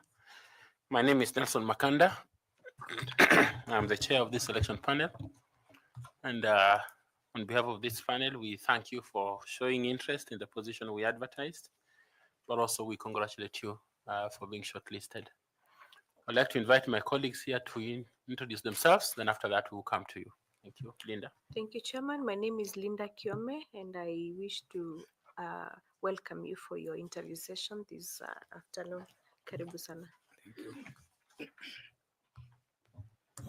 Bwana Kiambi, habari ya asubuhi. Salama kabisa. Jina langu ni Andrew Tanui, mwanachama wa jopo hili la uteuzi, na karibu. Asante sana. Good morning. Good morning to you. Caroline Kituko, a member of the panel. Karibu. Thank you. Good morning, Stephen. Thank you. Good morning. My name is Adam Solo, a member of the selection panel. Okay. Good morning, sir. Good morning to you. My name is Nicodemus Bore and karibu sana. Thank you. Good morning. My name is Fatuma Ansaman, a member of the panel. Please feel welcome. Thank you. Good morning, Dr. Kiambi. Good morning to you. Karibu sana. My name is Koki Muli Grino, and I'm a member of the panel. Thank you. Good morning, Steve. Good morning to you. My name is Evan Simisati. I'm a member of the selection panel, and we welcome you this morning. Thank you. Thank you. We now come to you and request that you introduce yourself, highlight those things in your profile that are significant for us to note, and why you think that an engineer is good for this position. Okay, thank you for that. Okay, I am Stephen Kiambi, and I am from Murang'a County. I was raised there. I schooled there from primary to secondary. Secondary was at Jerry's High School. Then after I joined the University of Nairobi for bachelor's in electrical electronics engineering. After I did go to Germany in city of Hamburg, I did my master's in information and communication systems. Then later I joined again University of Nairobi, where I did a PhD degree in electrical and electronic engineering. In all this academic work, I have specialized in information and communication technology. So that means the transfer of information of this network, wireless or fixed. For my work, I started in the private sector back in 2000, just immediately after completing my first degree at the University of Nairobi. And I was involved in the setting up of the Kensel network. It was very young then. In fact, we did set it up from a container at what is Parkside Towers at Mombasa Road. And then later we moved it to the tower after it was completed. We rolled the network across the country. I was involved in Nairobi. I moved to Mombasa and then Nakuru region to roll out that mobile network. I was working with Alcatel East Africa that time, and we were the supplier of the equipment for Cancel. And also in the East African region, we had other networks, Uganda Telecom, under their brand of mobile network, Mango, then Celtel Uganda, Tanzania. And we used to be the hub supporting those networks. So I was involved in the installation of this mobile communication, commissioning the network, and technical support. So in case there is a problem, we had to be called. I rose from an engineer to the leader of the technical support team, and as second level. So we sit at Renana Road DCS Plaza, and if there is problem at Cancel, we have to rush with cars and to solve the problems within the service level agreement we had. And the same apply to the other mobile networks in the East African region. So till 2005, I also now had the chance to move to other countries. I was first in Togo in West Africa, Lome, for their mobile network support. I was doing some installation and upgrade of the network. After that, I did move to Asia. In fact, Middle East first. I was in Iraq, Baghdad, for Alascom mobile network. I did work there. Then I went also to Maldives in Asia for Dulago mobile network. After that, I could go to Sri Lanka, Colombo, doing field technical management. So that means I am on site managing technical team to, let's say, do operation of installation, upgrade of network, and liaising with the technical manager in France, who is the Alcatel office there. So, so I manage teams of people from different countries, Malaysia, France, Philippines, and all that, this work. After I finished that work there of in Sri Lanka, I did go to Algeria for also Alascom network. I supported that network for some time, and then I did. At that point, I had a break to go to Germany now to do my master's degree in information and communication systems.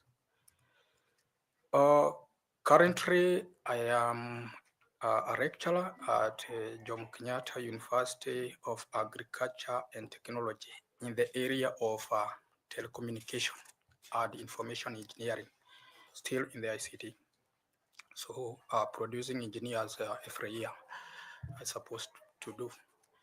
I also do have a connection with the University of Nairobi. I have been their lecturer, part-time lecturer in the area of electrical engineering from 2013 and thereof to today. And I can say that is my short career. What now I think is important is how I can contribute to this member of IBC.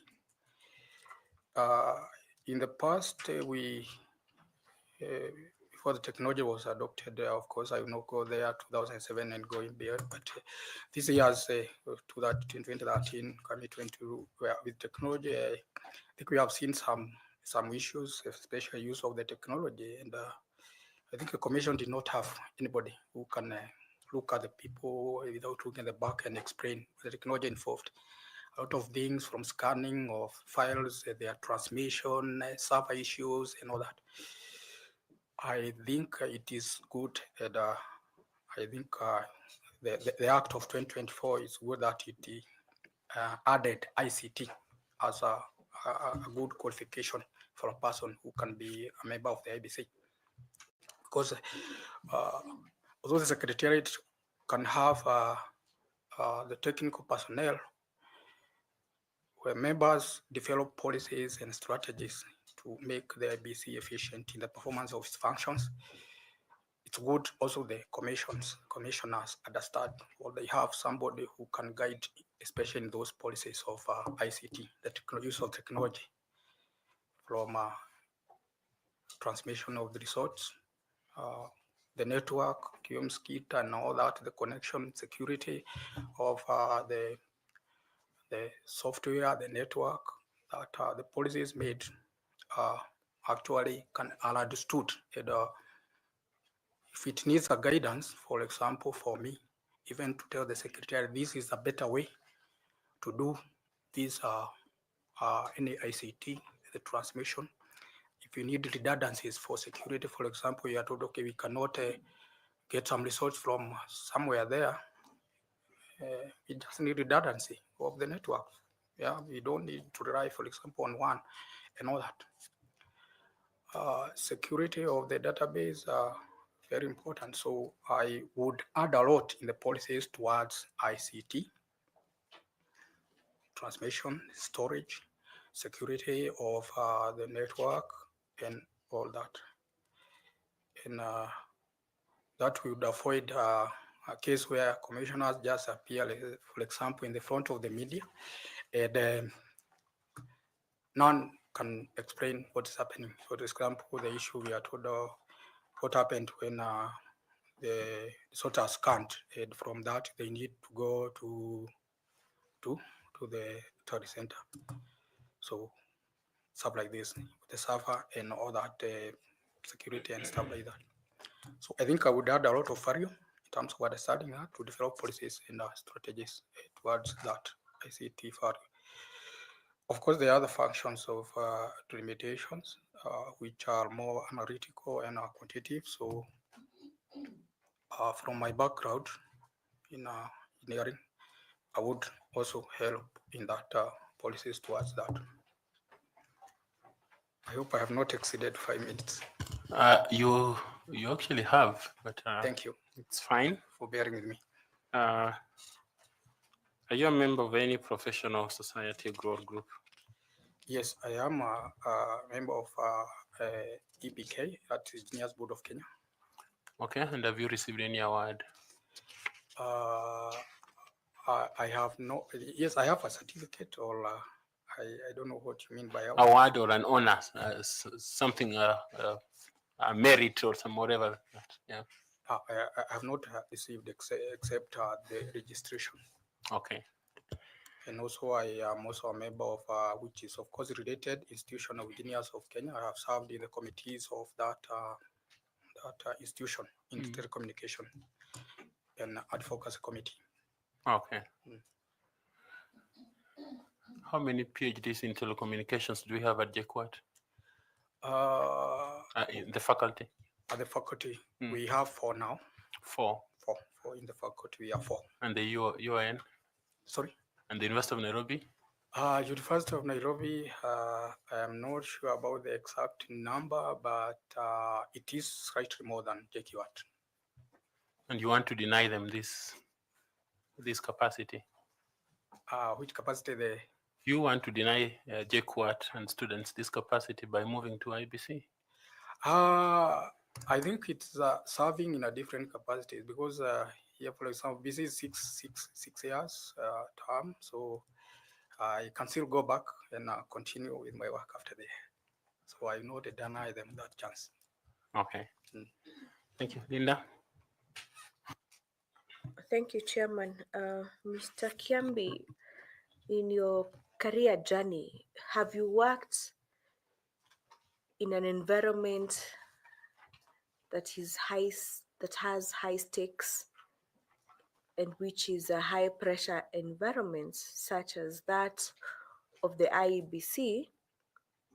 And if so, would you be able to share your experiences with this panel, especially when your leadership skills have been tried, tested, and you overcame?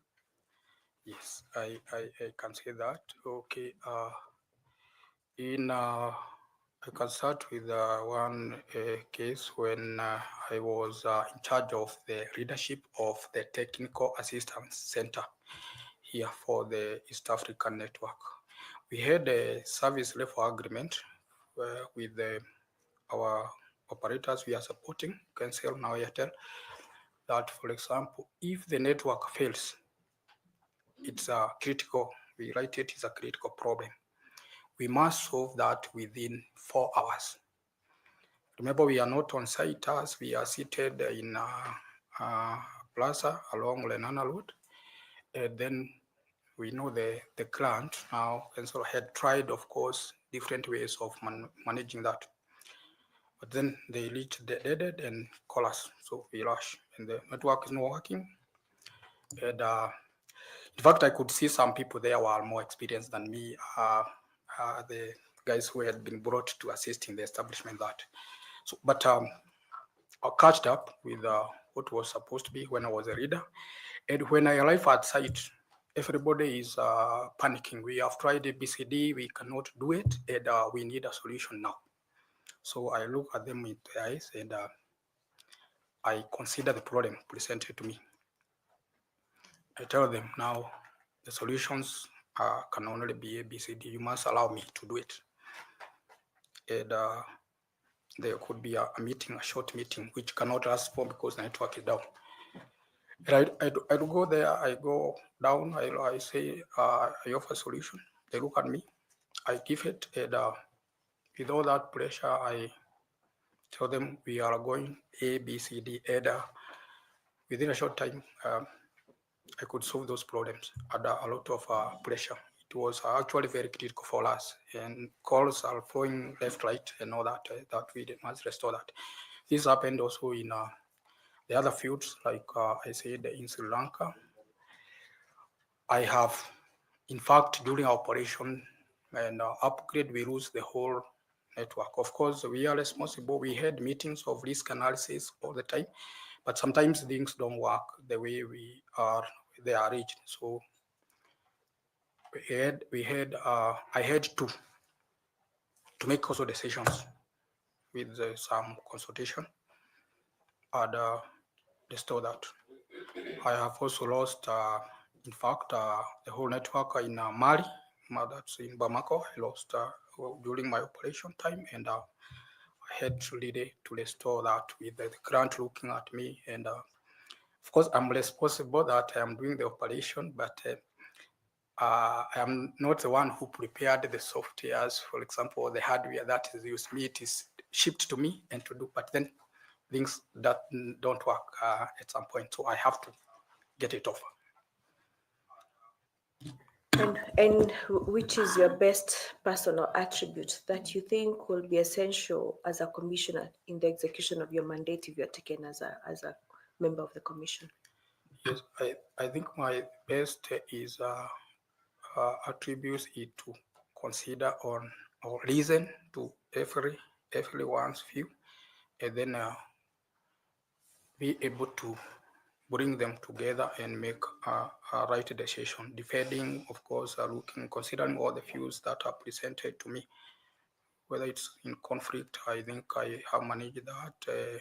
Even in the boards, when I have been I've been a member of the board of secondary school, and we have issues, for example, with staff and teaching and teachers, and the principal, they don't agree. So they take a start. So I rescue that by saying, okay, although the principal want to dismiss their views of the non-teaching because they are there, they need to come and tell us, and then we can only solve that problem by listening to them, and then we agree. And if they refuse, for example, please refuse them to come to the board, I say, no, let them come, let them say what they want to say.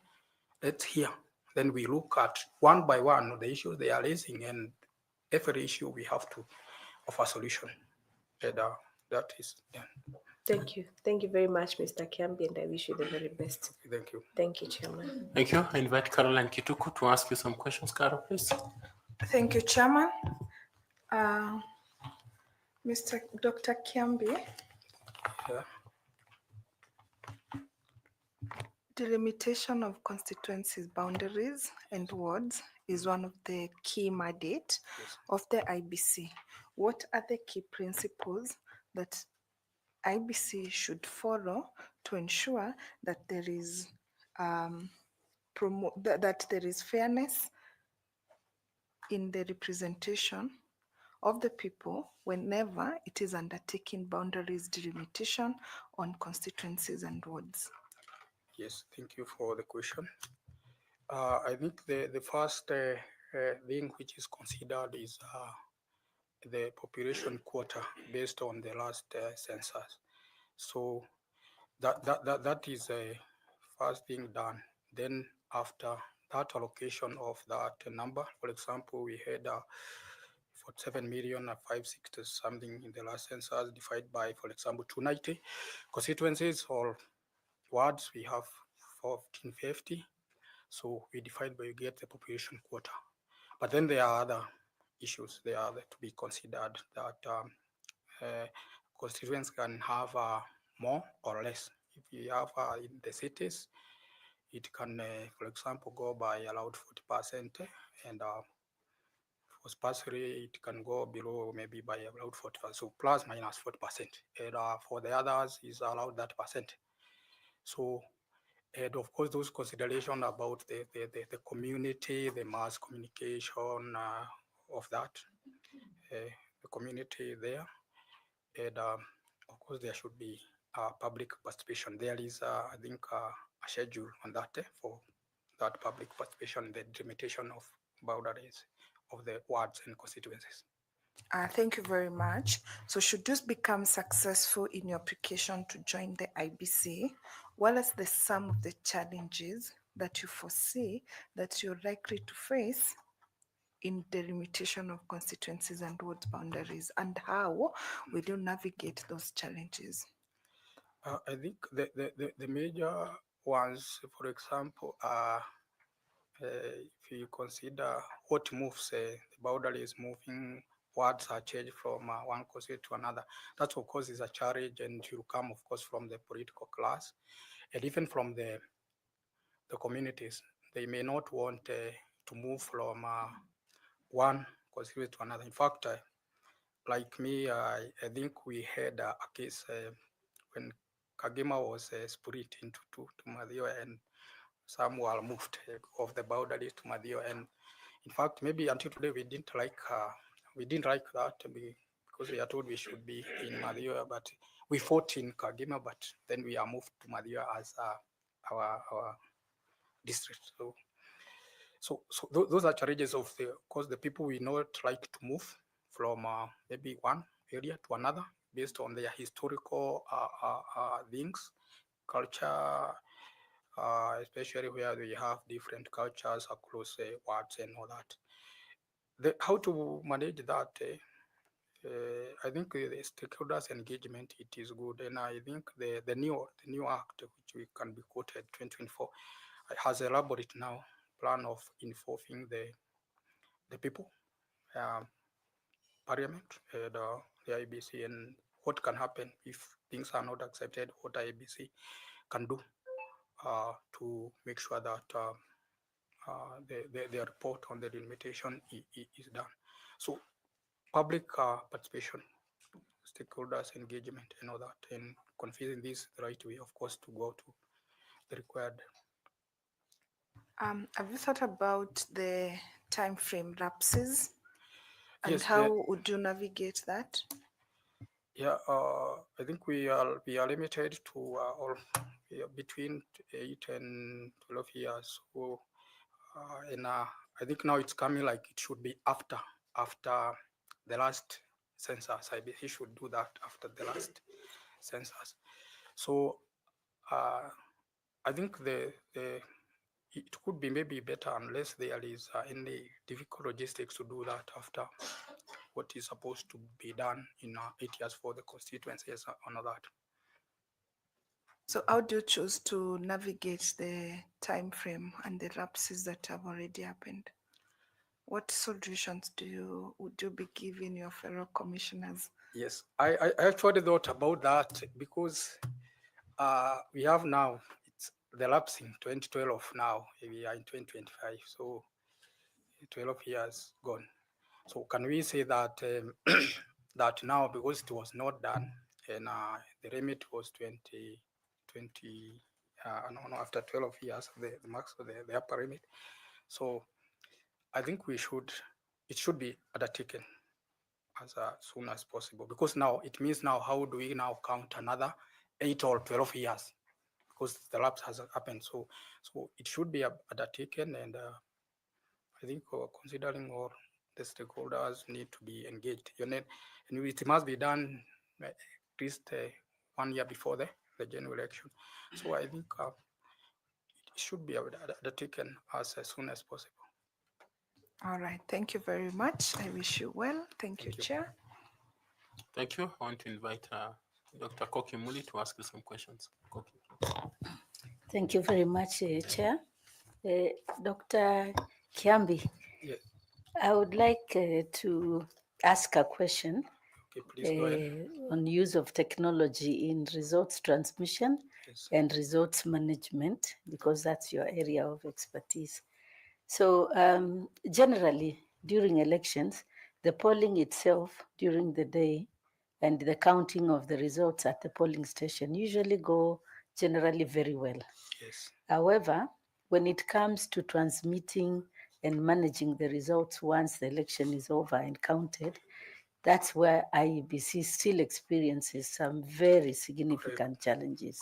Correct. And with your knowledge and experience, perhaps if you are lucky to get there, you should, can you tell the panel and the people who are watching you some strategies or the steps you can take to improve how IEBC does two things: how it transmits results to all the areas that is supposed to go, county, constituency level, county level, and at National Tallying Center.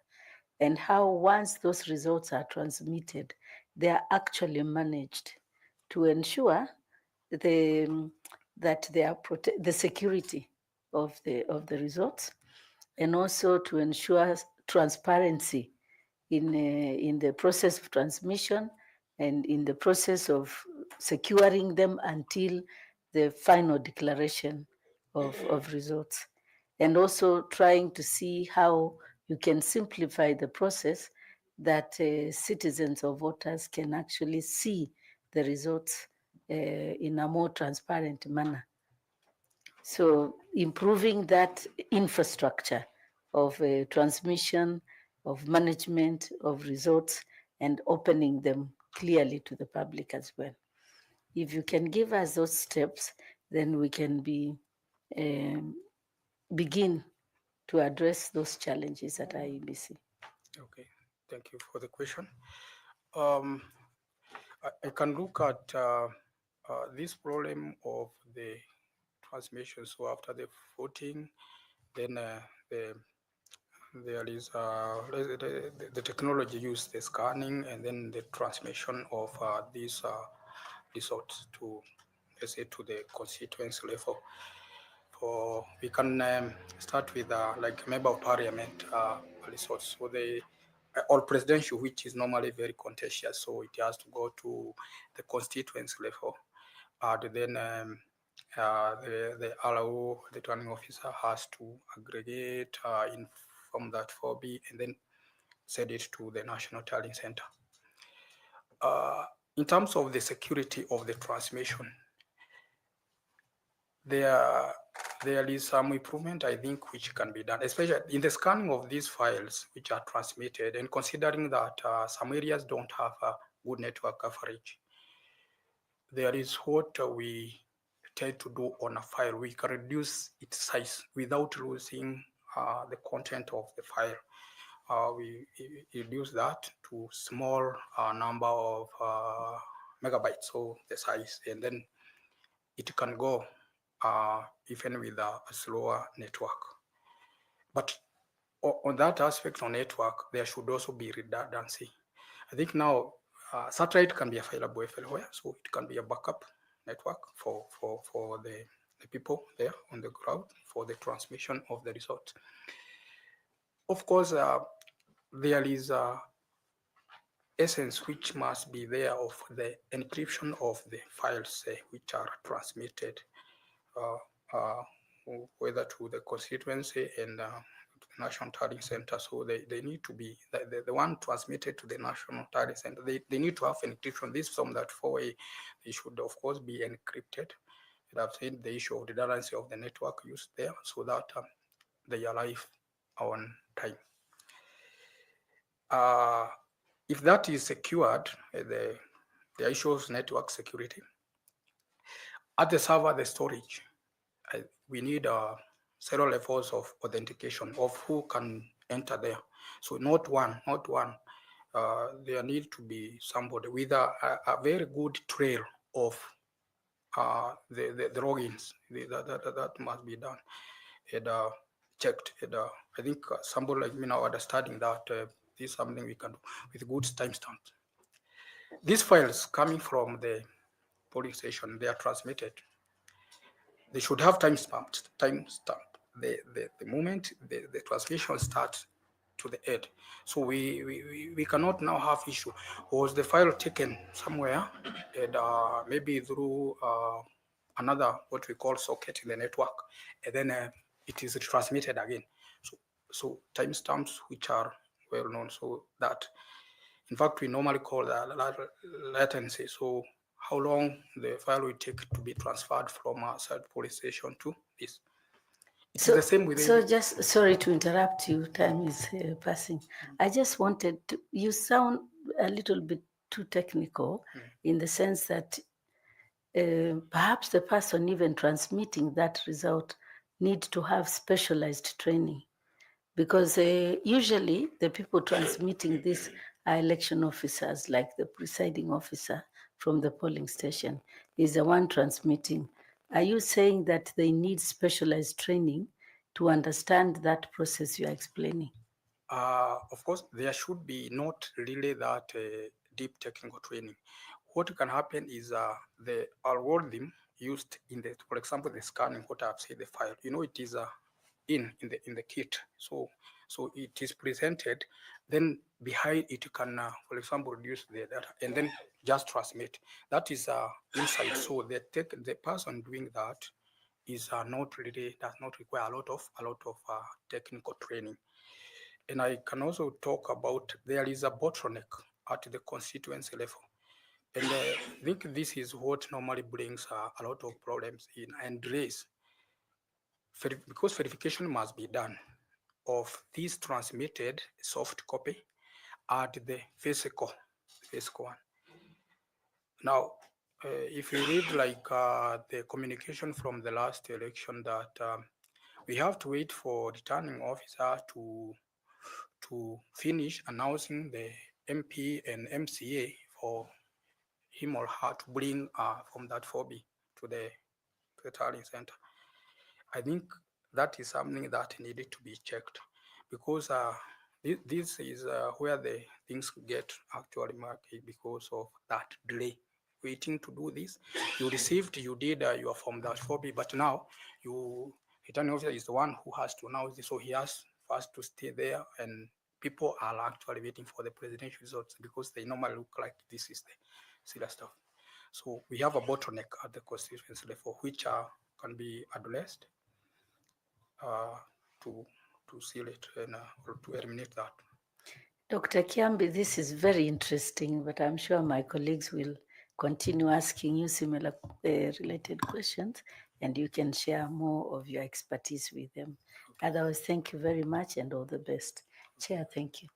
Thank you. I hope that Professor Adams has heard that there's a socket that can be put during transmission of results. Prof, did you hear that? Okay, thank you. I want to ask FCPA to ask some questions. Thank you, Chair. Dr. Ngure, let me appreciate your achievements. Thank you. Yeah, from high school all the way to the University of Nairobi, to German, and back to University of Nairobi.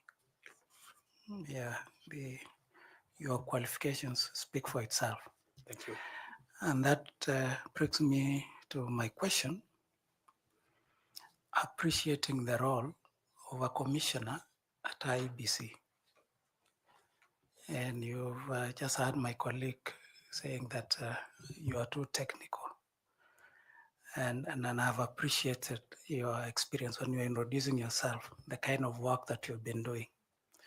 And I'm just wondering, if we take you to IEBC, with this kind of expertise, technical expertise that you'll have, I foresee an element of job dissatisfaction, more so the intrinsic job satisfaction. Yes, you may enjoy the extrinsic factors, job, the salary, but in terms of the ability to use your knowledge, you will be a commissioner at the policy level. We do elections after every 5 years. So what will Dr. Stephen Kiambi Ngure be doing in the 6 years? You'll only participate in one election. So how will this competence, this high competence and technical skills will be utilized at IEBC?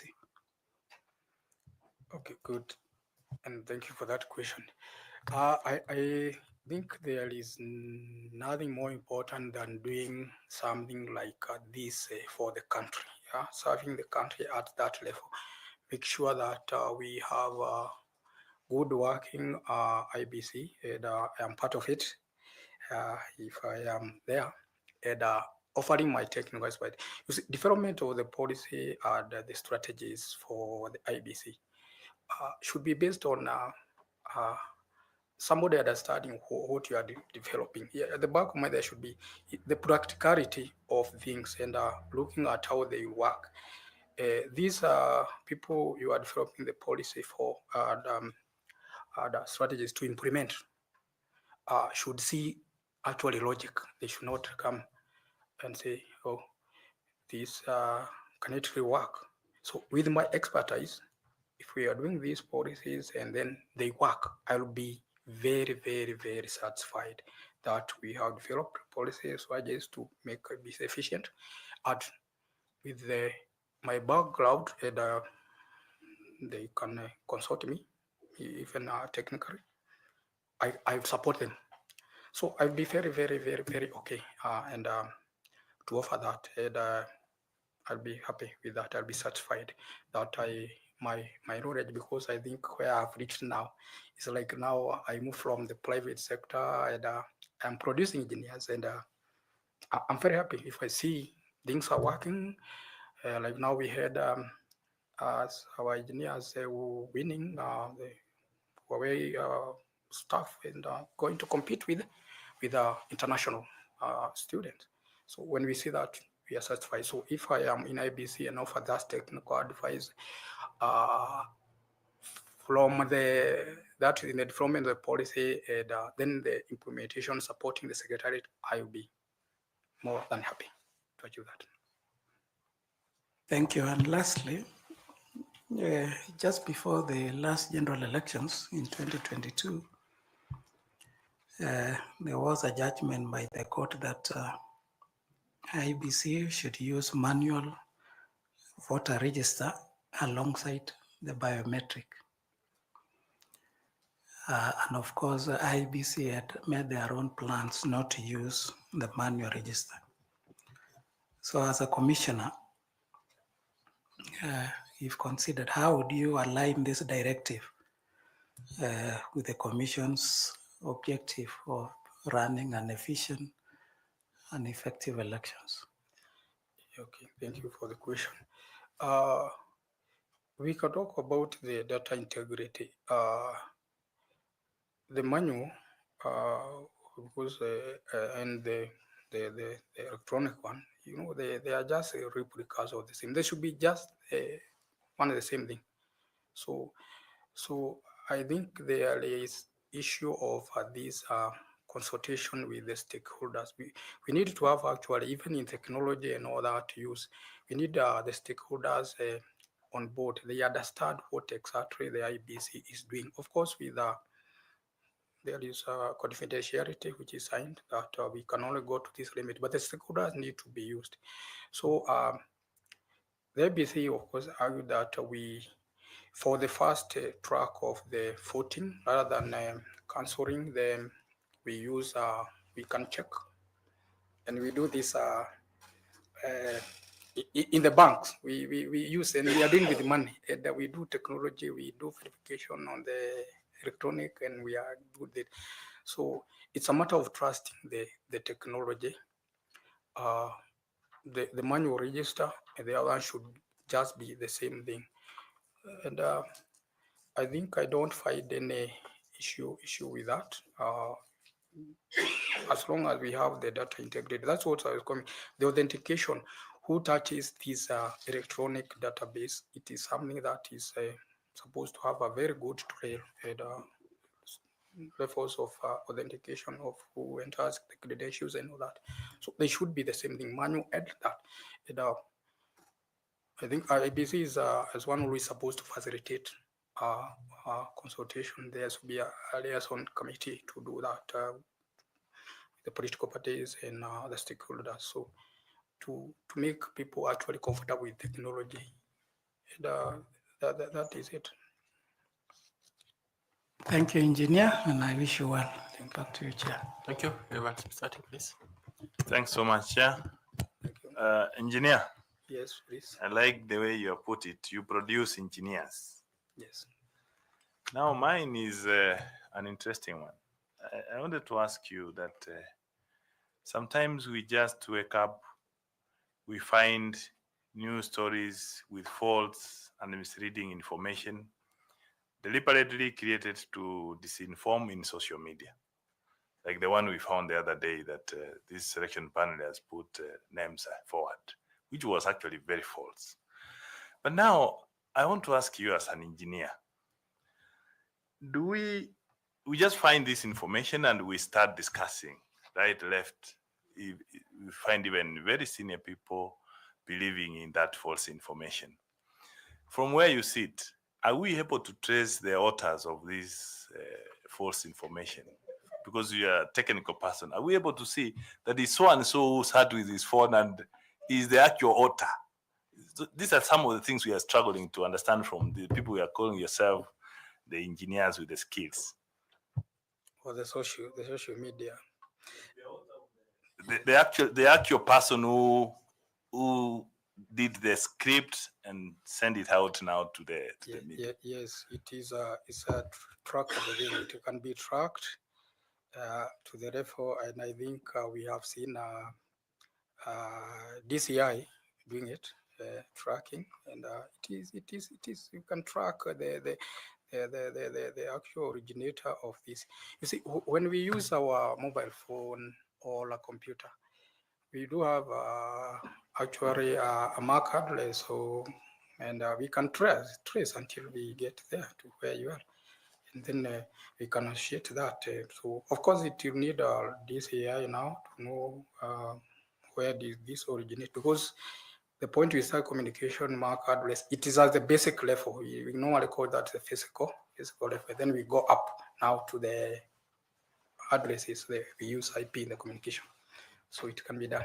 It can be done. So if you are an IEBC commissioner and that artificial intelligence is misused, such information is in the media. So are you able to do that so that you can give confidence to the Kenyans that information that is circulating?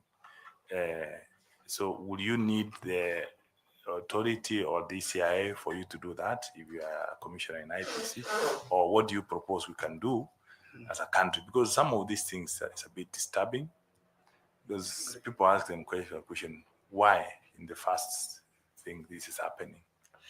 Yeah, I think that could be a good thing to be done by the communication part, the communication part of the IEBC, because in fact, normally even in our WhatsApp group, I'm normally surprised even us in academic field, you find somebody will just share something which forward something without verification. Me, what I do if I receive, for example, something and somebody is sharing, and I see this, I have to check other sources. Is this really found here and here and here and something like that?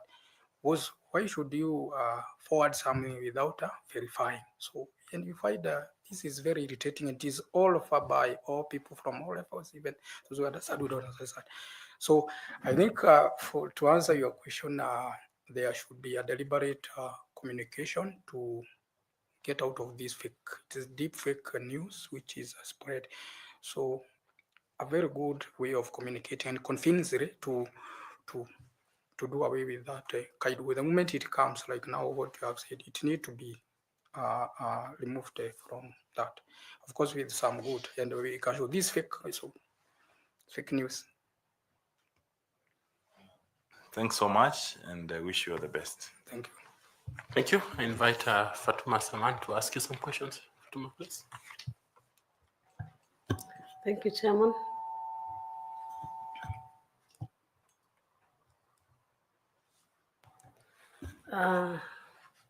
Dr. Kiambi. Yes, please. And IEBC has both internal and external stakeholders. How do these stakeholders, we start with the external stakeholders, how do these stakeholders support and shape the election process? When we think of stakeholders, in most cases we think about, we've been so much concentrating on IEBC reaching out to them and all this. So what is their responsibility? What is their role? The stakeholders. Yes. Yes. So for the processes of the IBC and the results to be trusted, there must be engagement of the stakeholders. At every point, they should be engaged, whether it's political parties, observation and monitoring and evaluation people. They should be engaged for the process to Are be you able seen. to use the mic closely? I'm struggling sorry. to hear Oh, you. you can hear. No, sorry for that.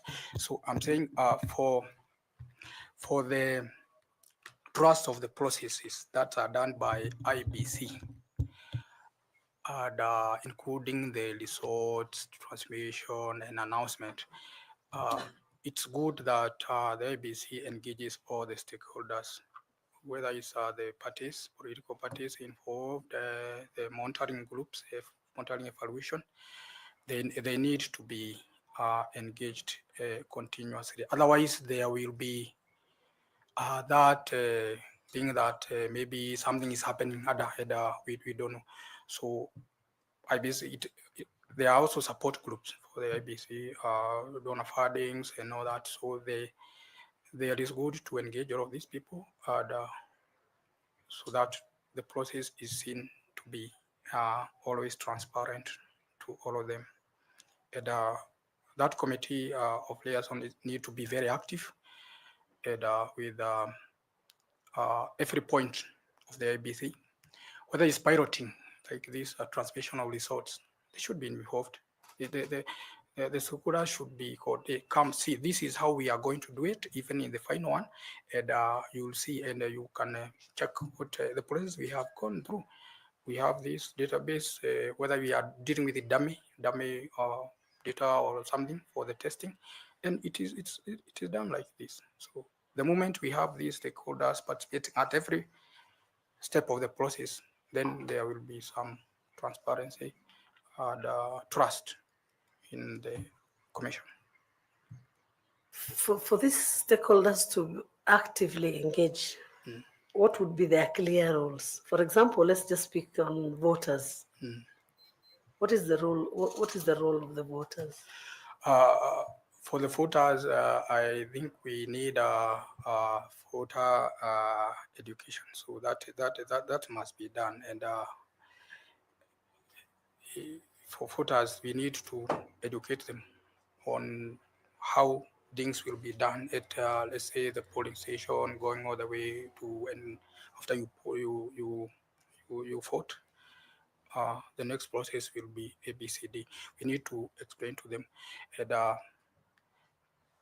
make them aware of the processes that will happen at the polling station. So I think that is important. Of course, there should be this thing. I think sometimes we fail to do the continuous registration of voters. I think it remains a problem maybe for us. I don't know. I'm not an insider in the ABC, but I think it's not done. We have people getting 18 years, and I think there is always that lack of continuous, not total, but continuous voter registration. Thank you very much, and I wish you well. Thank you. Back to you, Chair. Thank you. I invite Nicodemus Bore to ask you some questions. Nicodemus, please. Thank you very much, Daktari. The other month, IEBC presented a budget to the Parliamentary Budgetary Committee, and they presented a budget of around 61.4 billion shillings.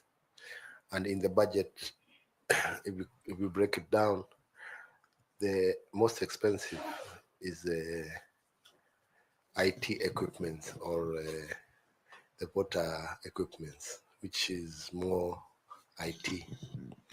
This is what's making the cost of election in Kenya very expensive.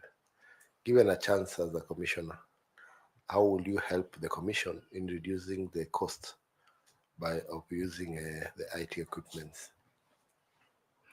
Okay. Of course, in the process of procuring any equipment should follow the public procurement laws. So what makes equipment actually expensive is the specifications of the equipment, hardware, software, and the functions. So we can deal with what is really needed, because sometimes the manufacturer can present you with some functions that you don't need and then charge you on that. So as a person from this field, in understanding this technical bit of it in that ICT, I should be able to look at options A, B, C in the procurement, and why is this charging this? Why is the other one charging this? And considering all this.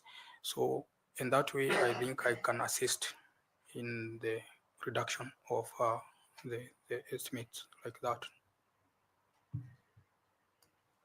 Do you believe, given the chance, you can bring it down to about what percent? At now, I may not define that. You see now, let's look at maybe the servers now. We have the manufacturers of these servers. So I cannot give a rough estimate, but I will consider A can give us this server this much. B can give us what are the functions that we really need as IEBC. Why should we buy this higher than the other one? And yet we can deliver this, considering all those things.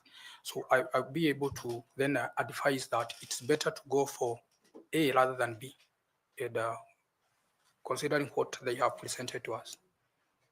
You said you lecture at Jomo Kenyatta University of Agriculture and Technology. Yes. Do you think we have the capacity to have local manufacturers support IEBC in terms of ICT?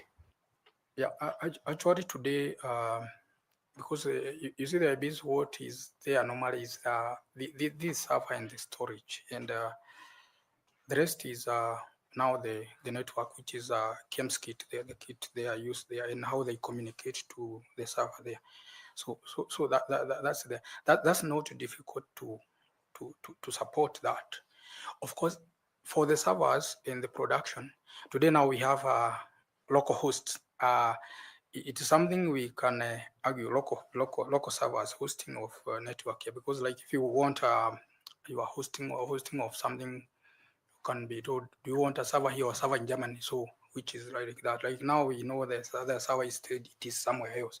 You see, if we get that, but of course we must do everything for the interest of the country and what can be really trusted by the stakeholders. You see, that is now the stakeholders issue. So and all that. So, but we have capability to support those things and be inside. We are good. In fact, when I've traveled across the countries, Kenyans, we are good in our own thing in ICT and telecommunication. We are good. We are good, and we can support. Thank you and all the best, Dr. Thank you very much. Thank you very much. I invite Professor Adam Solo. Thank you, Chair. Bwana Kiambi, before I go to what the chair was prompting me, okay, which I accepted that I would confirm, let me do a preliminary and kindly explain how the Leadership and Integrity Act complements the Constitution in promoting ethical conduct among IEBC commissioners. Okay, thank you for the question. When we have people with integrity and they pass chapter 6, then those people are expected to behave in the same way that they have been, because they are okay with chapter 6 in all manners of the activities, let's say at the IBC, because I think the question which is a problem in IBC is the integrity issues and that the stakeholders cannot trust. So the issues of integrities are pertinent to the performance, and there should be a real enforcement of the code of conduct. After, of course, the employees have been, they sign, but the enforcement that it is there by IBC should be always followed. In fact, sometimes I find like these penalties of subversion of IBC activities is too small, even the jail term, because 1 million, 1 year, both, I think it is too small. Maybe it can at one point be enhanced so that people are, the moment you said you are employed by the IBC or the commissioner is taken, is there, then you change your integrity issues because you are interested to be there, then the punishment should be a bit harsh. Thank you. Let's go to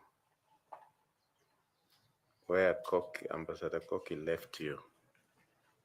You're aware of the minor KI ruling? Yes, that the polling station is final. Do you know why the court decided so, and what IEBC wanted? Yeah, I think logically, of course, from No, I'm just asking. When the matter was in court, what did IEBC want that the court declined? I don't remember the specifics of the findings of the IEBC, but I can remember the final. But if it was counter the polling station results, then maybe I can guess that maybe the IEBC thought that we can change what is there and do other things. Very well. Are you aware that at that polling station, not are you aware, which, other than the presiding officers and the clerks, which other stakeholders are present we do have when agents. that result is being announced and declared? Yes. Agents are there, and It is something maybe IBC should work. No. Just mention for me the ones whom you know are there. One is petty agents. They are agents and they are the observers there. And that's, and of course the other. Is media there? Sorry? The media, yes, media is there, of course, yes. So the Constitution says at Article 86,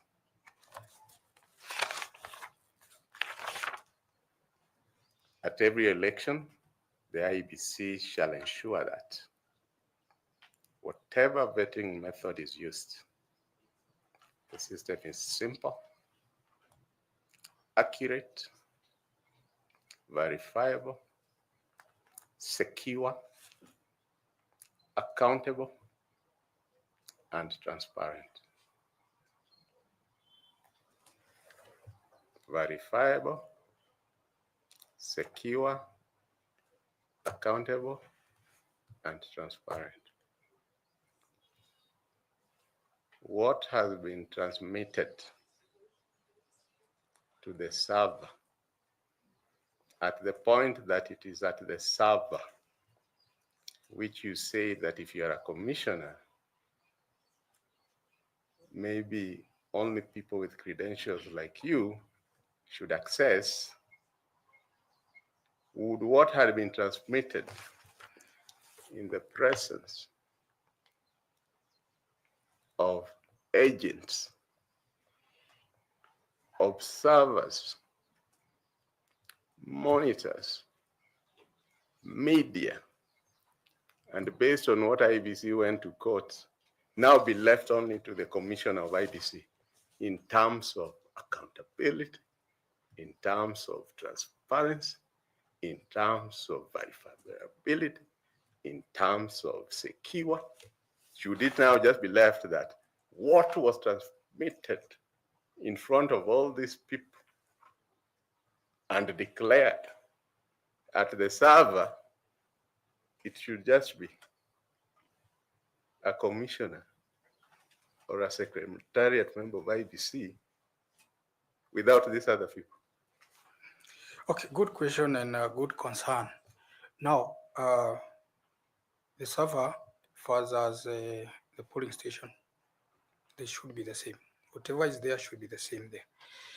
Of course, what I said about the authentication levels of accessing the server and all that it needs to be upped. Whatever these observers and the agents and those stakeholders at the police station see should be the same what is in the server. So I say the protection. If you see, if we miss the server shows something different, of course there will be something for questioning. Why are we using technology? We want to make our electoral process bit efficient and fast. We move from that one I agree. Yes. What I'm just asking, at the point of the server, which transmitted in front of an agent, in front of a media, in front of an observer, and was even pinned, at the point in which now we want to see what is in the server, should it be only the IEBC commissioner and secretariat, or these very people who were present when it was originated, at least their representatives? No, I think that I don't know why that has been the case, because access to what is in the server should be because they are representative of political parties, even at the tallying center. I think access should normally not be really a problem. You see, the person want to see this is from that 4A from let's say a certain Kagame police station, and it came here, and somebody want to see that, so we can check that. You see, the person who want to check the server is not coming to change anything. Is not coming to change anything. Of course, there is the issue of confidentiality and how IEBC should share information. A public result is confidential? Now, I'm not saying the results are not actually confidential. The management of the process of checking should be, of course, be secure. Kiambi, let me use an example because of time that I usually use. When you're talking there, the Hansard there Yes. will go and transcribe. Of course, if Adams Olo went and said, no, I want to go and see what can be said, they'll tell me no. Let us transcribe it first because you won't understand the encrypted version. And therefore, they'll print for me and bring me. Now see exactly what can be said. With all your experience, Oracle, everything, can't that be transcribed for Adams Olo who wants to see what form 34A was at whatever is this, so that becomes the main document for verification? Yes, I think there should be the parties, especially which we can see like agents, that should be allowed to see. They can see the forms where they Can it be printed? You're the expert. I can say, as long as the system, I have the system here, my computer, and Yes. I can see like my computer. Yes. And you want to see a form that for I will log in with now let's say the secretary or who is in charge and commission is there. You log in. And you print it. And it can also be printed from there. And How long I've voted in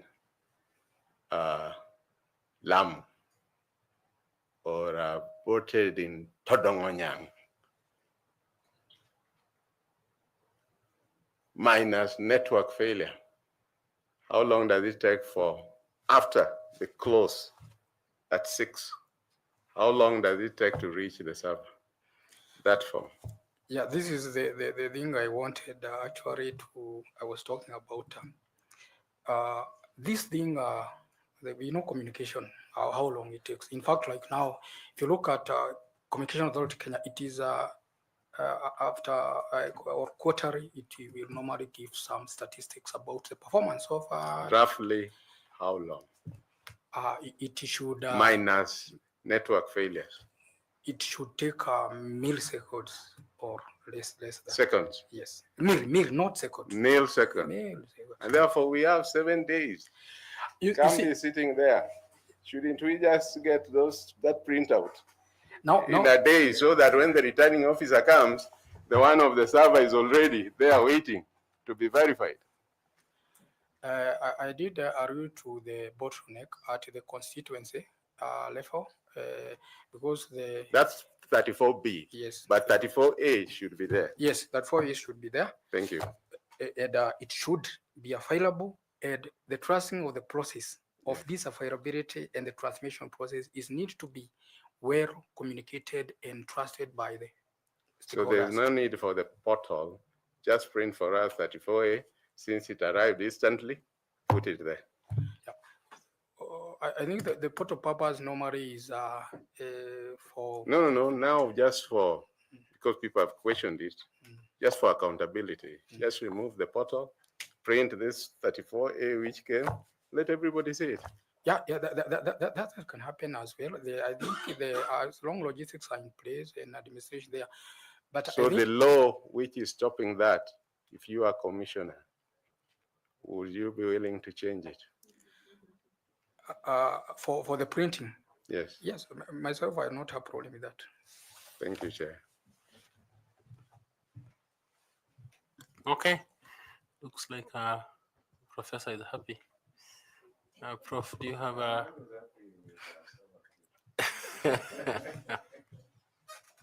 Yes, I do. Yeah. It can be usually at this last session through the chair. We usually ask what he calls high school questions. And I'll just take you where your forte is first before I go to another one.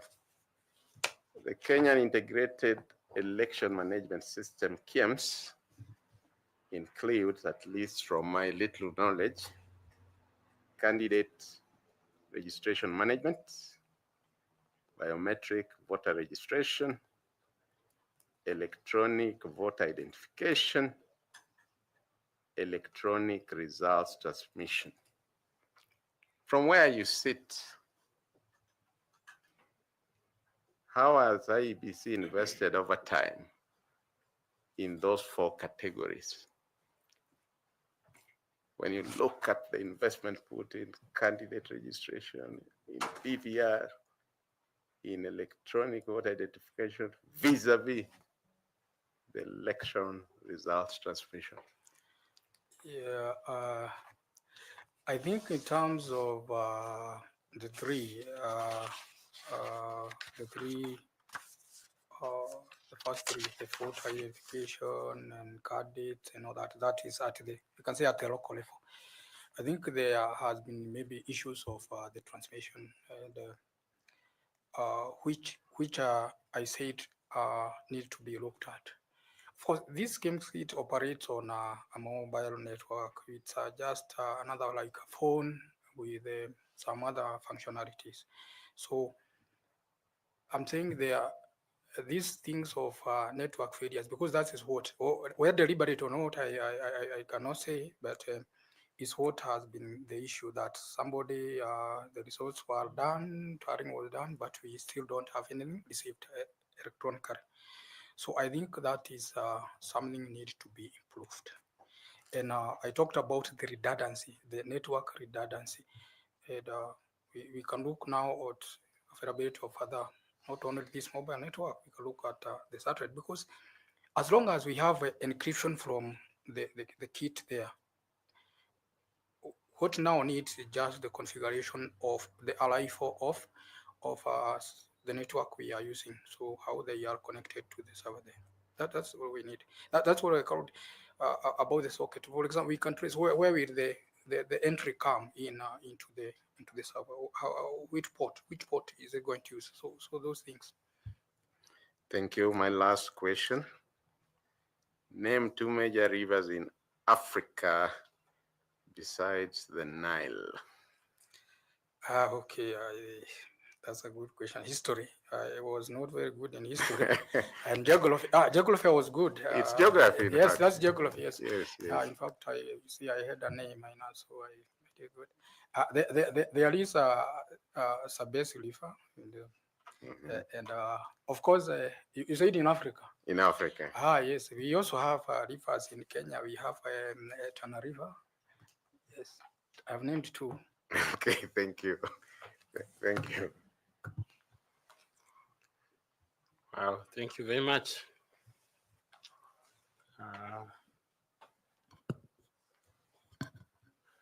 Engineer. Yes, please. So you promise us that there will be no socket in between during the transmission of that one I can explain without looking back, if I am asked about such things in the transmission process and all that. To be clear and linear. Clear and no man in the middle. No Jose Camango. Yes. Okay. Allow me to thank you for the time we have had and for your robust engagement. I don't know whether this came with you or it just happened. Members, we have 20 pupils of Kambui School for the Deaf and 2 teachers, Teacher Jennifer Kuria and Marianne Jerry, who are watching this from the gallery down there. Yes. I hope that they can find some time to be brought in just to see what is happening in here. But we want to acknowledge the pupils together with their teachers, Jennifer and Marianne, for bringing them over to observe this important national process and function. I don't know whether, Engineer, you have any last comment to make? I really don't have, but I can actually thank you very much, especially for deciding to get or to list potential commissioners who are from the field of engineering and telecommunication, ICT, and all that, because it has not happened in the past. And, when you look at the media, a lot of things in argument in court and all that, sometimes just there and wonder, where are we? Why are we not involved? Because the people in the secretariat normally are back there, so they cannot come. So the commissioners are left there. Yes, so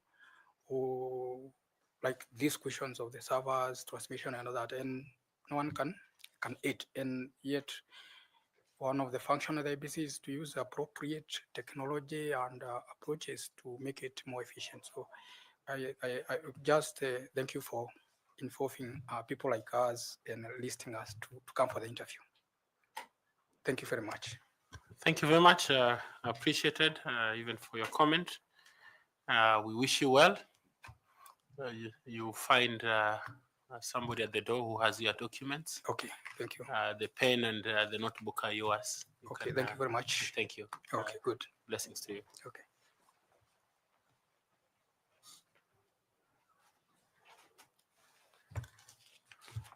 I don't know whether we have another candidate.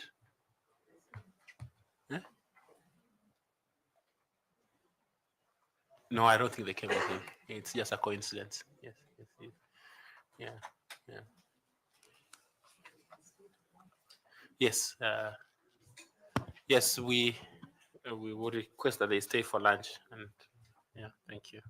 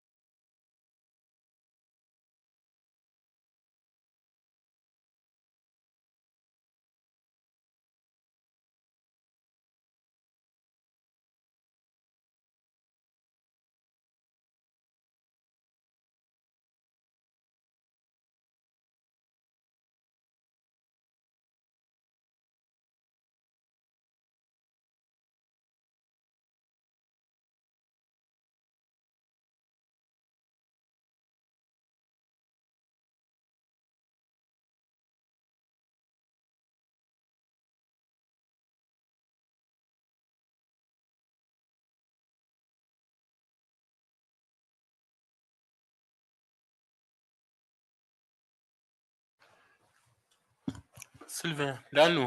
Yes, sir. Good morning.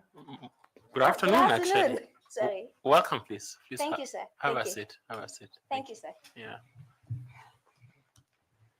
Have a seat.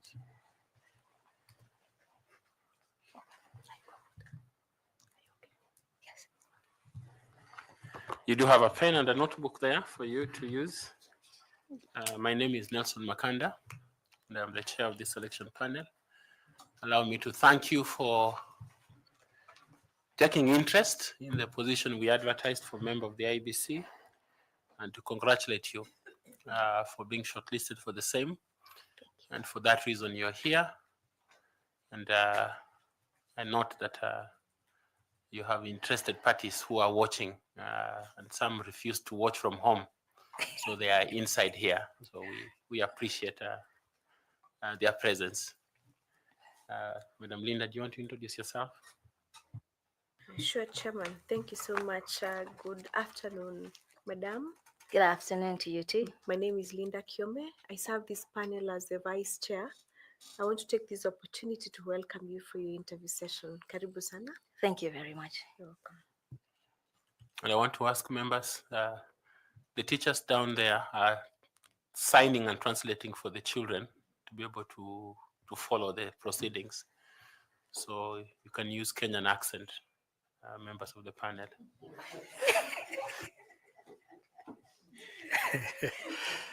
Yeah, asante mwenyekiti. Madam Sylvia, habari ya dhuhuri. Salama sana, nashukuru. Okay, mi naitwa Bwana Andrew Tanui, mwanachama wa jopo hili la uteuzi, na karibu. Asante sana. Miss Mutwa, good afternoon. Good afternoon to you too. Caroline Kituku, karibu. Asante sana. Good afternoon, Sylvia. Good afternoon, Prof. My name is Adam Solo, a member of this selection panel. Thank you. Good afternoon, Sylvia. Good afternoon, sir. Mi naitwa Nicodemus Bore na karibu sana. Asante sana. Good afternoon, Good Dr. Ndano. Good afternoon. Have I pronounced it properly? It's Ndanu. Na. Ndanu. Ndano. Ndanu. Okay. Dr. It means the Ndano. joyful one. Oh, amazing. Yeah. My name is Fatima Ali Saman, a member of the panel. Please feel welcome. Thank you very much. Good afternoon, Dr. Ndanu Mutua. Good afternoon, Ambassador. And karibu sana. My name is Koki Muli Grinyo, and I'm a member of the panel. Asante sana. Good afternoon, Sylvia. Good afternoon, sir. My name is Evans Misati. I'm a member of the selection panel, and we welcome you to this Asante sana. session. Thank you. Thank you, Dr. Ndanu. We are glad to have you. We want you to introduce yourself. Take time, 5 minutes or so. Tell us who you are, your profile, and why you think we should consider you one of the best candidates for this position that you have applied for. Let us know if you have any membership, professional, and if you have any award or honor given to you through the course of life. Welcome. Asante sana, Bwana Chairperson, and also your esteemed team. I really want to, first of all, appreciate for shortlisting me and inviting me for this interview.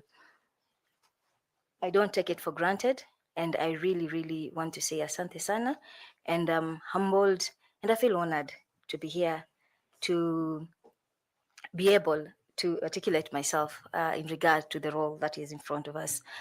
My name is Sylvia Ndano Mutua. I am a governance and strategic communication expert with over 15 years of experience that spans from academia, media, and public administration.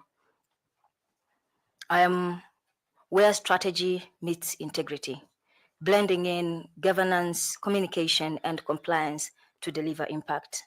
I hold a PhD in communication studies, where I looked at online content regulation and digital inclusivity. And these are areas that align very closely with IEBC's evolving digital responsibilities. Currently, I serve at the Tinko University of Mombasa as the Director of Quality Assurance, on top of being a lecturer, where I've been able to lead international standards organization, that is the ISO audits at the university. I've been able to also ensure regulatory alignment, both for the institution and also for all the programs that we have at the university, and also spearhead risk management initiatives. My work at the university has strengthened institutional transparency. It's also strengthened performance and also accountability of the institution as well. Prior to getting in the university, I worked in the media industry, where I was able to lead civic education campaigns and also other media programs, and also cover elections as well. That practical hands-on experience gave me experience in how to manage public engagement, and at the same. Just hold on a bit. Yes, sir. Maybe some of the pupils can come and stand here because they will be able to see their teacher signing. Yes, so that they can come. The ones that are this way, come and stand here. Yeah, yeah. The ones that are behind, come and sit, stand somewhere here. Good.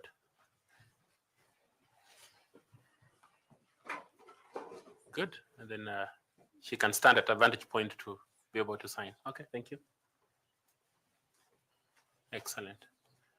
Yeah, they were trying to crowd the camera there. So Ndanu, you have a rare privilege to have an audience of pupils from Kambui Technical School as you're being interviewed. We wish you the best. Please proceed. Thank you, sir. Asante sana. Yes, I was talking about my media experience, where you're saying that prior to joining the university, I worked in the media industry, where I was able to lead civic education campaigns and also get election coverage as well. And that gave me practical hands-on experience when it comes to public engagement and also building trust in democratic systems. I've also published, of course, not extensively as a prof here, but I have a few publications in peer-reviewed journals that look at aspects of media, communication, and also digital governance. So that would really speak to my ability to convert academic insights into institutional reforms as well. While I'm able to understand how organizations, institutions work, I'm also able to translate policy into action. And I've also been able to understand by my experience in the media, how to be able to earn public trust and also protect it as well.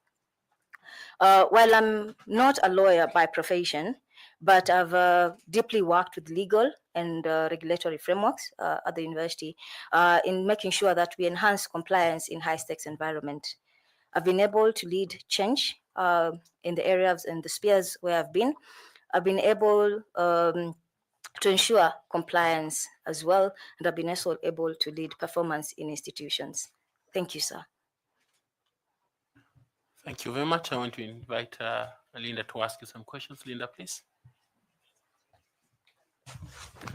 Thank you, Chairman.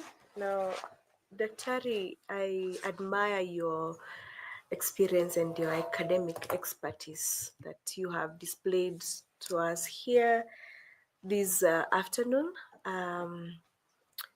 You're a beacon of, and a model to young girls, and I wish you the very best. So, in your experience and then career journey, what experiences have you gathered that will be impactful in your execution of your mandate as a commissioner in the event that you're taken up as one? Thank you very much. If I'm taken up as a commissioner, I would bring a unique blend of strategic leadership, regulatory compliance, and communication expertise. Having been the director of quality assurance at the institution in the university, I've been able to lead performance reforms. I've also been able to implement the ISO audits and also risk-based audits. I've also been able to ensure compliance of all our programs to CUE requirements, and also making sure that the institution itself is also complying to the Commission of University Education requirements. So I would say my strength lies, based on my experiences, it lies in turning complex regulatory frameworks into streamlined, accountable systems, and systems sometimes build trust as well. Looking at my experience when it comes to electoral communication as well, we have been able to lead the civic education programs. I've also been able to manage content where it's election coverage content as well in the media industry, and also coming up with public-facing mechanisms to empower the voter. I would say I don't just understand voter education, but I've been able to implement it, I've been able to measure it, and I've also been able to see its impact firsthand. Again, if you look at my publications from 2021 coming on aspects of content regulation, and also looking at it from online safety aspects as well, you realize that my expertise in that particular area aligns very keenly with the responsibilities of IEBC, especially when it comes to securing the secure use of technology, and also it comes to building public trust in online platforms. So in an age of disinformation, I'll be able to offer clarity. In a place of mistrust, I can be able to offer, credibility. And that's what I bring to the IBC. Over and above, I would say that I'm having high levels of integrity, of course, by virtue of, my work experience and even myself as a person. Yes. Any other interpersonal skills now that you've invited me to ask that? Oh, yes. I would look at it as both interpersonal skills and teamwork skills. You realize for you to be able to implement an institutional audit, you'd have to work with a team of auditors, and you'd also have to ensure that the auditee is able to understand the process and work with you throughout the entire process. Again, one aspect we always push, we say that when it comes to communication, both interpersonal and even public communication, it's not what you say, it's what the other person hears. So communication is not so much what you'll say from this particular side, but being able to make sure that what the other person is hearing is able to be translated into results. So finally, team player or team leader? Or both? I would consider myself as both, because I've served in committees at the university where I have been a member of a team, and I've also been in other committees like the sub-editorial committee where I'm the chairperson and I'm the leader. So I would say I'm able to function both as a team player and also as a team leader. Thank you so much. Daktari, I wish you the very best. Thank you, Chairman. Thank you. Thank you. I want to ask Councillor Karo Kitugu to ask you some questions. Councillor, please. Thank you, Chairman. Daktari, let's go to your area of expertise. As you have spoken about it, communication, public awareness, and it's the mandate of the IBC to carry out voters' education. Should you become successful, what or how would you steer forward IBC in regard to realization of its mandate on voter education and public awareness? Thank you, madam. If I get you right, the question is the what and how I would be able to steer IBC in matters voter education. Absolutely. Thank you very much. Voter education is something that is paramount. It's part of the core mandates of the IEBC. For us to be able, and to realize that voter education, looking at it from the academia point, would become what I would call the independent variable, where all other dependent variables would fall on it. That being said, how we execute it becomes very important. First of all, I would recommend, after mapping out, because you'd have to map out the key stakeholders who would be involved in voter education, and there are various stakeholders. After we map out the stakeholders, then we go a step further and figure out what are their needs and how do we communicate voter education to those particular segments of the population in making sure that they understand it. I'll start with the example that we have in this room. We have school-going children in this room. And right now they're listening to us and they're able to understand aspects of how the IEBC works, especially when it comes to recruitment. We have music festivals that are happening in the next term. The music festivals go all the way from primary all the way to the universities. We've seen organizations sponsor pieces which are able to push for their brand and push for communication that advances the mandate of those organizations. They've even gone a step further and give trophies to those who select good pieces based on that.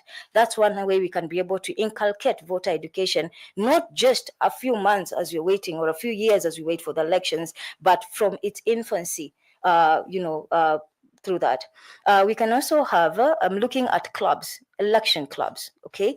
We have in the universities and even in schools. We have agriculture, we have the SK clubs, we have the Scouts clubs. So we can also integrate in it, we have election clubs where we are able to continuously sensitize the young generation on voter education. And you realize those people, by the time they're clearing school, is as they push, because everyone, when they finish school, they're rushing to get an ID. So as they rush to get an ID, they're also rushing, and they already understand the importance of why it's good for you to have what? To have a voter's card, and the benefit you get from that voter's card, and the rights that that voter's card gives you. Okay, that's one way I would look at it. And that's now the segment based on the people in this room who are observing this process. Stepping up, looking at other segments of the population.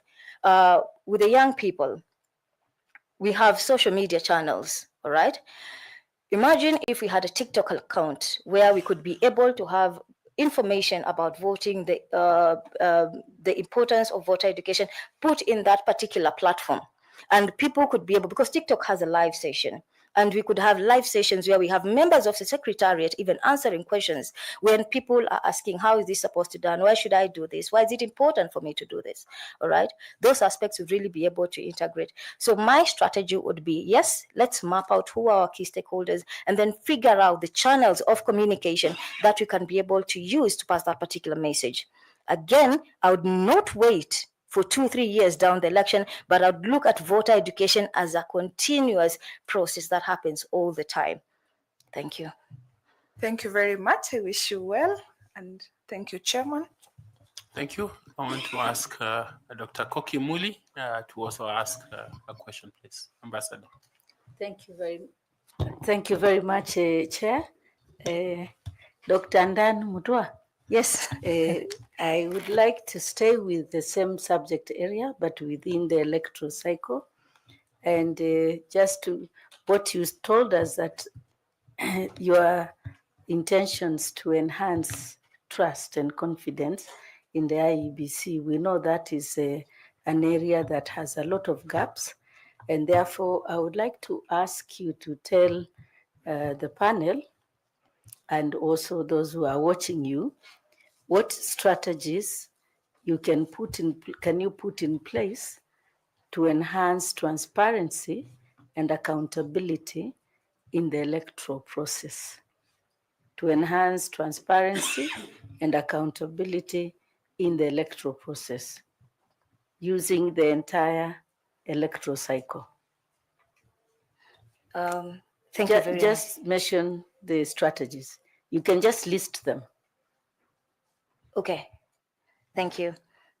So how we can enhance transparency and accountability in the electoral cycle, looking at the 3 phases where we have the pre, the election cycle, and the post-election cycle.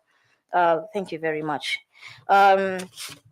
Looking at the pre-election cycle, we can enhance transparency by several strategies. And the first strategy, I would look at how we communicate. There are activities that are done in the pre-election cycle. How do we communicate those activities that the Commission is doing to the voter, so to speak? All right. How does the voter how do we communicate to the voter that they need to get that voter's registration? How do we communicate to them on how to check to verify their details when it comes to that? So I would look at it, one, being transparent in how we communicate to the voter, who is one of the stakeholders, and also all the other stakeholders. There's also the issue of stakeholder engagement as we plan for the elections. How do we engage all the other key players, the state actors and the non-state actors? How do we make sure that we engage them, the continuous engagement we have with them in making sure that they understand where we are coming from and where we are going? Keep telling us how. Instead of asking us, how do we communicate? How do we tell us how? Okay. As you indicate, yes. Okay. So we'd make sure that we have regular meetings with all the key stakeholders. I would also ensure that we have a feedback loop. When you tell someone something, the fact that they're able to respond back, the feedback loop becomes very important. That feedback is able to enable us to either improve our processes in one way or another, or even understand concerns that may be on the ground, which we may not have been aware of, or even to complement us where we are doing things right. So I would look at communicating in various channels or using various media to be able to pass across, not just on the dates, but also on what our key mandate is at that particular time. I would also look at proper planning, being able to account for the proper planning and the timelines so that everyone is aware and all of us are on the same page when it comes to issues of elections. That is before in the pre-stage. During the elections, I would look at it in terms of ensuring all our activities are transparent. From when someone gets in that polling station up to the time when they're doing the counting and the tallying, and it's all very transparent for everyone to be able to see what is happening on that particular day. Okay. That is now on the public side. On the other hand, there's also the element of after the elections have been done in the post-election phase, there's always a report that is done, an evaluation report that is being done, making sure that we get all the views of all the stakeholders, and then we are also able to hear what the observer said, what the public says, and every other person, and also being able to disseminate the same so that people can be able to see. From the other back end, and the back end, I would say now it's from the commission side. I would look at do we have regular reporting? You know, how the secretariat reports, the reporting mechanisms on the progress of the activities. We realize we need to have the planning put in place, but then how do they report in terms of what has been achieved, what has not been achieved, and also how do we able to mitigate risks that may be inherent? Thank you. Thank you very much, Dr. Mutoa, and all the best. Thank you, Chair. Thank you. I want to ask FCPA, Tanui, to also ask some questions, please, FCPA. Thank you. Thank you, Chair. Dr. Ndanu. Yes, sir. You've told us you are the Director Quality Assurance at TUM. Yes. Now, can ISO apply to IEBC? And what would be your advice? ISO certification, can it apply to IEBC? And what would be your advice as a commissioner to IEBC? FCPA, you want to break down ISO certification so that she will explain. The translation. She knows it. Okay, thank you. Yes, she will explain to us. Yes, Madam. Asking for the translator, the sign for the children. So ISO certification. Yes. International Standard Organization. Yes. Yes, thank you. Yes, thank you. Daktari. Thank you very much. If I'm getting you right, you're asking how to apply ISO, and my advisement. First of all, can it apply to IEBC? Yes. And if so, how, given an opportunity as a commission, will you implement it? Thank you. Thank you very much. First of all, I'm happy to report the IEBC is ISO certified. That is 27001/2022 certification. And that is the certification on information security management system certification. If you look at your website, you realize that certification, we're due for certification in 2026 as a commission. All right. We were certified in 2023. That being said, it implies that the IEBC is already ISO compliant when it comes to the credibility, when it comes to the integrity, and when it comes to who can access the data that IEBC has. IEBC as a commission is both a data controller and also a data processor. This is by virtue of the data that it collects from the electorate in terms of the biometric details, the names of the people, and also the biometric details that we collect during voter registration. So the integrity of that particular system is very, very important in ensuring that, one, we give confidence to the voter that the data they have given to us is secure at any one time. And the data is going to be used solely for the electoral processes. All right. So is it being implemented? Yes. Is it important for IEBC? Yes, it is very important. You realize that in ISO certification, at minimum, you do 2 audits in a year.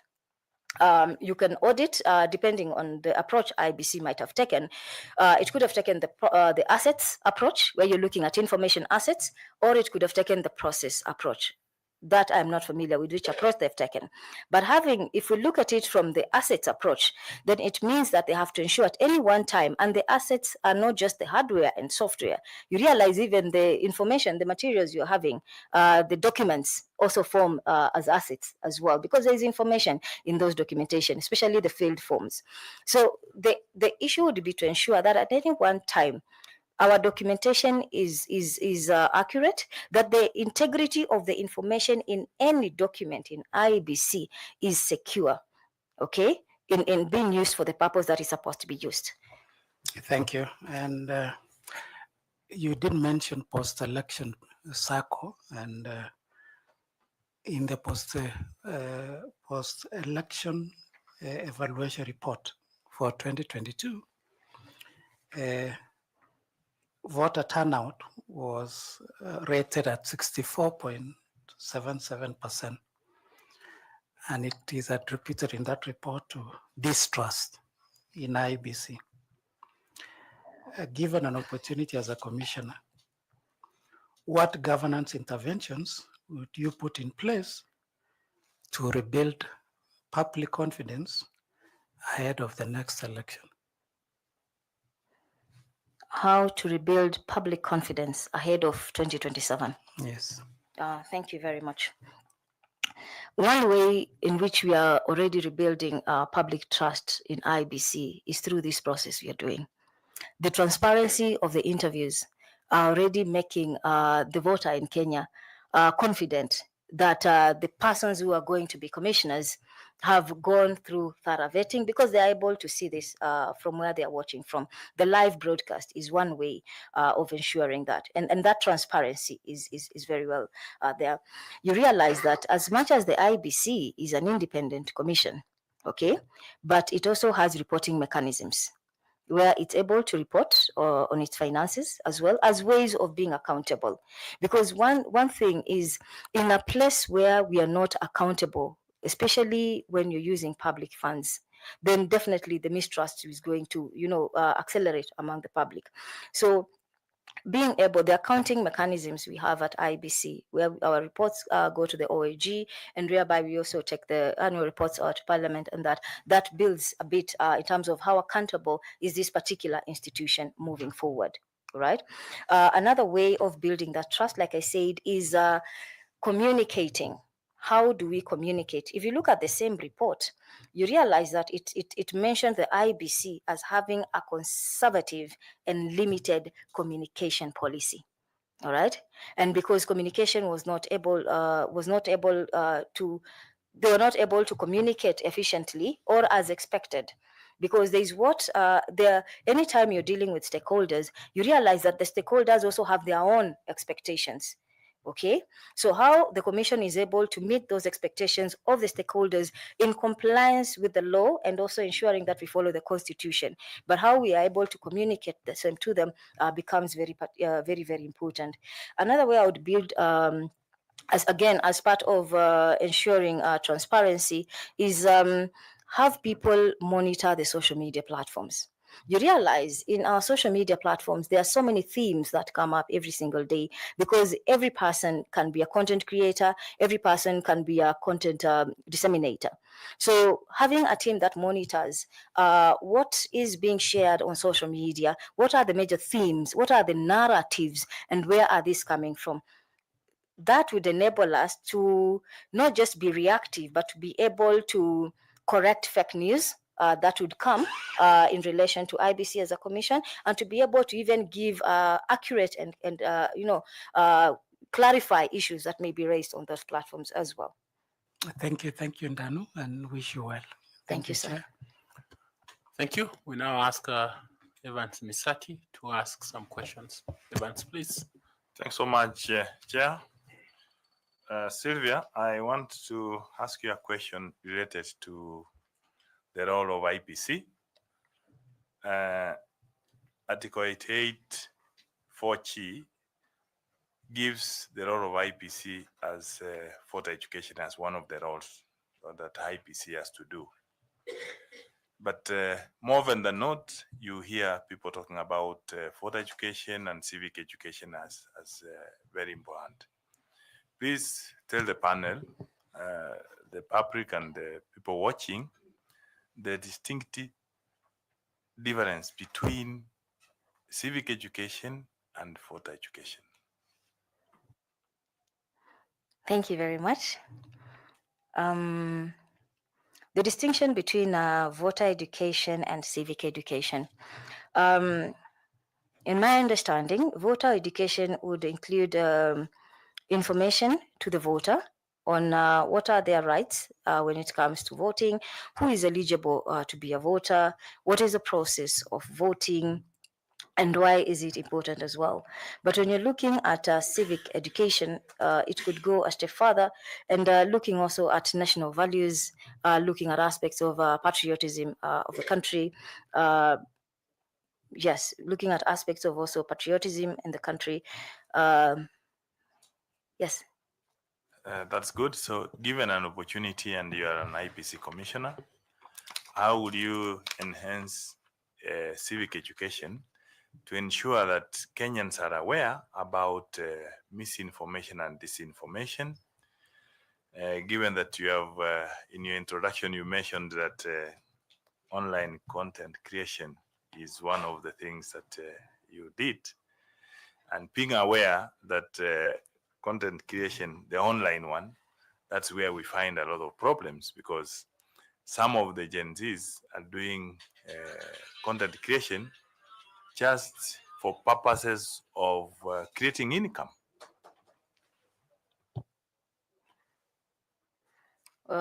So if I'm getting you right, how do we do civic education in a space which is riddled with misinformation and disinformation? Yes, to ensure that it's only the right information that goes out to the public.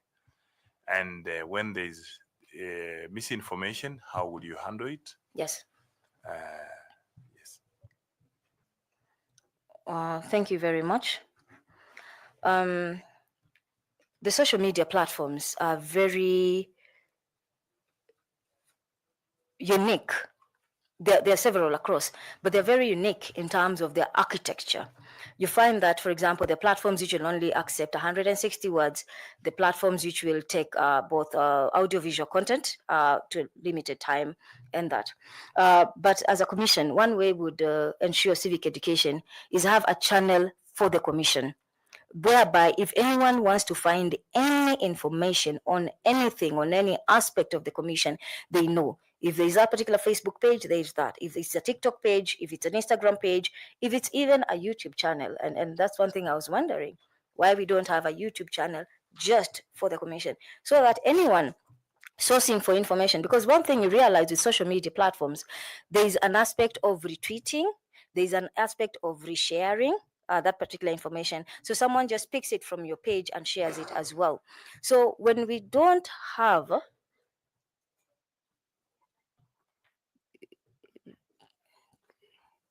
I continue? Okay. So you realize when we don't own the information on our page and it's coming from different sources, then it can be prone to misinformation. And misinformation could be just out of ignorance. But then you also have others who could be malicious. And that is where disinformation would come in. That is where malinformation would come in. All right. So my strategy would be, let's have dedicated channels for the commission where we are able to post credible information about all our activities and also all issues of civic education, issues of civic education. Okay, but then we'd also have another unit. I would call it the social media monitoring unit. Now, this particular unit, their work would be just to monitor the social media platforms across board and be able to see what information, like if today, what is trending about IEBC. Okay, is information true or not true? I think we've seen DCI, they have a page where if someone gives a story and it's not true, they're able to write a red in bold. They put red and they say fake. And everyone is able to know that is not credible information. So if we could have such, where we have a team which monitors, and for the people who are malicious, okay, then you can be able to figure out and see the source Because for everything, there is a digital footprint. You'll be able to see the source of that disinformation concerning civic education, and you can be able to nip it in the bud before it becomes viral. Because sometimes a lie told many times looks like the truth. And when you say the truth, people will assume the truth is the lie. Yes. So much, and I wish you all the best. Thank you. Thank you. I invite Fatuma to ask you some questions. Fatuma, please. Thank you, Chairman. Dr. Ndano. Yes, ma'am. I'm going to ask you this question because I've seen you're a quality assurance person, so I'm going to change my question. I was going to ask you, how would you evaluate how effective stakeholder engagement has been post-election? But before that, since you're a quality assurance person, how would you ensure that right from the beginning, during the planning process, the appropriate mechanisms for stakeholder engagement are put in place? Then in the process also, monitor to ensure that whatever was planned is being done. And then finally, how would you now evaluate post-election? Thank you very much. So we're looking at stakeholder engagement, and I think I've gotten 3 questions. The first one is how to ensure appropriate mechanisms are put in place to make sure that it happens. Then the second one is to monitor how it's been done, and then how to do it post. Thank you very much. Like I earlier mentioned, with the IEBC being ISO certified, it means that we already have internal structures in place. By this, I would say that even for the issues like stakeholder engagement, my assumption would be that we have standard operating procedures of how stakeholder engagement should be done, and that those standard operating procedures have been validated by the department responsible for that particular activity. All right. I would also assume, and I hope I'm right in this, that the Commission has policies that anchor stakeholder engagement. But those policies, again, are guided by the constitutional mandate that IEBC has. Okay. So that being said, would look at where are we coming from. If, for example, stakeholder involvement in the last election cycle was not done best, where were the challenges? Now, if you look at a standard operating procedure for an ISO certified organization, you realize that it has a clause on key performance indicators. It also has another clause on the retained documentation. Okay, so that is how we'd look at first. When you look at the main content of that SOP, the standard operating procedure, what are the steps that are enshrined in doing that? And have those steps been followed to the latter? Now, the problem we have many a times is you realize what is on paper and what is on the ground are totally different. And that's why I brought in the issue of validation. And this is where you realize that they can be able to modify, because there's even a procedure of when you are changing a standard operating procedure, because you have to make sure that what is on paper and what is on the ground are the same. Okay, so I would ensure that yes, we are building from the lessons we've learned before, but also ensuring that our documentation and our processes, what we are doing on the ground, are the same. So that's the mechanisms of the sure, making sure that our standard operating procedure is on point, making sure that the policy anchoring that particular procedure is also on point. Okay, and enshrined in the Constitution. Now, in question 2, how do I monitor that has been done? 1, you can monitor by observation. When a stakeholder engagement activity is being done, we can have auditors come to the ground, look at how that activity is being done. Is it being done according to the procedures? If you're talking about a notice being issued, like 2 or 3 weeks earlier, has that been done? How is it? So there's that element of observation. The other way we can also ensure that it's being done is you audit the document trail. Okay, look at all the documents, because like I said, we have the retained documentation as part of the ISO processes. What is the retained documentation in terms of this activity of stakeholder involvement? Now, looking at the documentation, you have to ensure the documentation is well filled, because we've had instances where a form is brought, people fill, but they don't fill all the places that they're supposed to fill. So how the integrity of that particular documentation, the accuracy of that particular documentation, that is one way I would monitor how it's been done. I would also be conducting audits. Like I said, being an ISO certified institution, we have both internal audits and we also have external surveillance audits. So we'd make sure that this particular component is audited internally, and also when if we realize there are nonconformities, and then nonconformities would come whereby whatever we are doing does not align to our procedures or our policies, then those nonconformities can be corrected. And then also when we're doing the surveillance audit and we realize the surveillance audit will not be done by external people, okay, they can be able to also see whether we are conforming to our own procedures and also complying with the law. And then finally, when you're talking about the post-election now, post-election, this would also be a way of actually getting feedback, not just from our staff who've been able to conduct that activity, but also from the other stakeholders on whom the stakeholder engagement was done to. Okay, what is their feedback? Did they feel that the stakeholder engagement was fulfilling, or was it us just ticking a box and saying we've done it well? Okay, did they feel heard? Did they feel their concerns have been carried along, have been onboarded in the activities that we are doing as well? So you look at all those stakeholders, make sure we also get their feedback so that when we are writing this report, we can be able to see what are our successes, where are our weaknesses, and how can we build forward in ensuring that there's continuous improvement in how we do stakeholder engagement. Thank you. Thank you. As a quality assurance person, if an institution is ISO certified, yes, and I'm speaking from the ideal, generally, if an institution is ISO certified, would it suffer a board rupture? Would it suffer lack of public confidence? What do you have to say to this? If an institution is ISO certified, yes, because it has happened before. Like I said earlier when I responded to his question, I said we can look at, especially from the IBC, we can look at it from the assets or from the processes. If we go to the assets, then you realize all of us in this room are assets. We are all information assets. Okay, yes. So being ISO certified, the integrity of the information that we possess by virtue of our position as commissioners becomes very critical, okay, in how we ensure that we are credible to the public as well. Do we ensure integrity as well? Okay, so from where I sit, yes, but that would be an unfortunate situation, like I said, because the ideal would be the nurturing of teamwork, the protection of the credibility and the integrity of the institution. Okay, so I'd look at it from that. Yes, but it's an unfortunate. From where I sit, it's an unfortunate situation because at the end of the day, we should be guided by the Constitution, the rule of law, and the focus on public good. Thank you very much. I wish you well. Thank you. Back to you, Chair.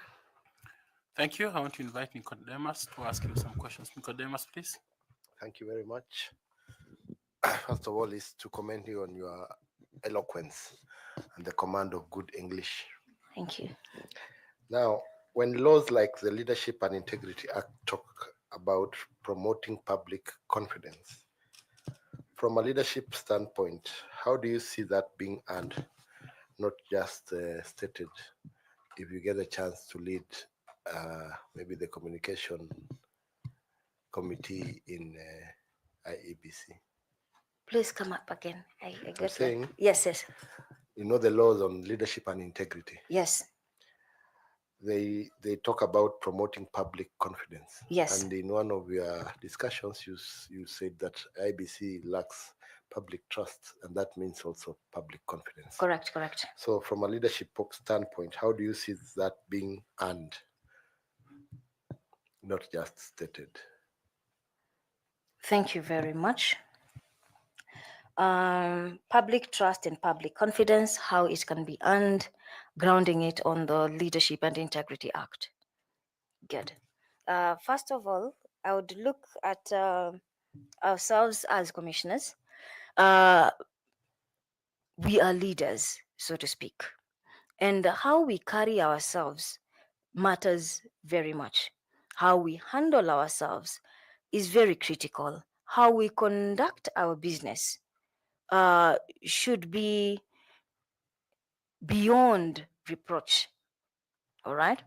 So I would look at the conduct of the people, of myself and also of my colleagues, as making sure that one, we uphold very high levels of integrity. All right. You cannot compromise when it comes to that, especially where you're serving the public. All right. In our dealings and even how we conduct our business, do we have professionalism in how we handle the things that we're supposed to be doing? Are we able to ensure that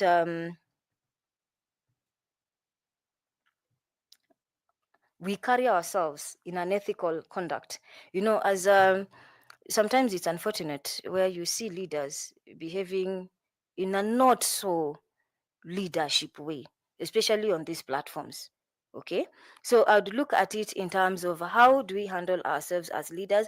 Are we people of impeccable character? Are we people having high moral standing? Are we people who are out to serve the public? Because that's where it all boils down. It's not about you as an individual, but it's the burden, or I would say the um the the will to serve the Kenyan people. Okay, because even as a commission, you realize we are borrowing our mandate in trust from the public. So how we carry ourselves, are we honest enough? Are we professional enough? Are we impeccable enough? Are we transparent enough? Are we professional? And all that. Yes. Thank you and all the best. Thank you, sir. I want to invite Professor Adam Solo to ask you some questions. Prof, please. Thank you, Chair.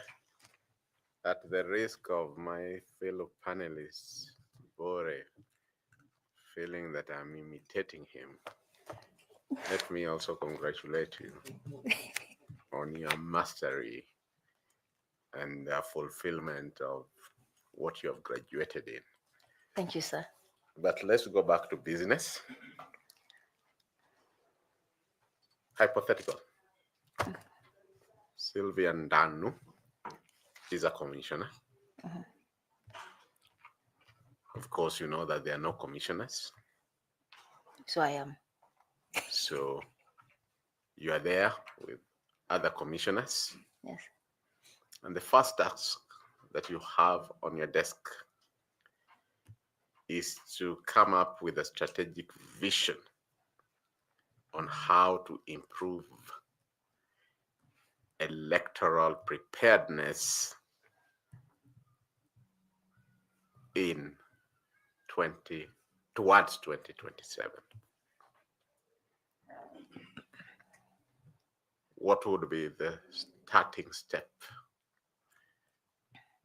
and broad picture of that vision? Thank you very much. If I get you right, I'm coming up with a strategic vision on how to improve electoral preparedness for 2027. What is the broader vision, and what are my immediate steps? Okay, thank you very much. The broader vision, as enshrined in the Constitution, is to ensure free, fair, and credible elections. The same broad vision would be to ensure that when the voter goes to vote, then that voting process is secure, it is simple enough for them to understand, it's transparent, it's verifiable, and they are able and also verifiable as well. That being said, so that would be my vision, making sure that we deliver. I'd look at the IBC as a midwife. And because when you look at chapter 1 of the Constitution, the sovereign power belongs to the people. And the people exercise that power by delegating it through elections where they choose their designated democratically elected representatives. So IEBC comes as a midwife in ensuring that the voter is able to do that, do the election, and also be able to elect their democratically elected representative. So for me, the broader vision would be ensuring that we deliver that election process for the voter in a way that is free, fair, and credible. That would be my biggest vision when it comes to 2027. Okay, are we delivering on the mandate that has been given to us? That being said, my first step would be in terms of election preparedness, looking at the timelines that we have towards 2027. Where are we in terms of the pre-election phases, the most important things? I would assume, again, that the Secretariat already has a work plan. That's my assumption, that they already have a work plan moving forward. Okay, because it is that work plan that would inform procurement. It is that work plan that will even inform all the activities that will be done towards 2027. Having looked at that particular work plan, then figure out our priority areas. What is our priority area one? If it's an issue of voter education, when, how, and can we be able to do it with the least amount of resources to use? Okay, then you look at the other issue that could, for example, be voter registration. Where are we on matters voter registration? Where have we been able to register voters? Where do we have, because you realize every time KCSE is done, we are releasing to the country people who are 18 years old, almost 900,000 of them. Okay, so if you look at since the last election, how many have we? So you realize there is already a bigger catchment of people who are eligible to vote, that we need to make sure that we've gotten all of them registered in there, being able to do it in the shortest time possible, and also making sure that we are very inclusive. Time should not be a reason why we cannot be inclusive enough. All right. So in my opinion, other than looking at the work plan, number one would be rolling out the voter education.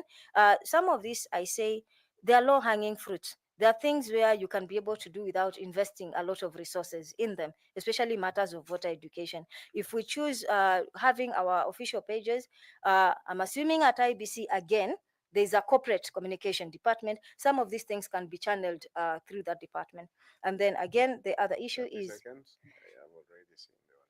Yes, More and time, then you can of just course summarize it. the issue of voter registration. For me, those would be the issue of boundary delimitations. I'm sure we are still waiting for the Supreme Court to pronounce itself, so that one would still wait to hear what the court will decide. But that would be my first 3 steps. Very well. Thank you, Chair. Thank you very much. Do you have our final 2 questions? Yes, Sylvia. We usually finish through the chair with high school questions. We start with your area of expertise. Which is the television network that broke the monopoly of KBC, and which year was it? It was KTN, Kenya Television Network. Which year? 30 seconds. Okay, I ask you the second question, which is now not in communication, but instead is in culture. Which 2 African countries are known for their traditional beadwork?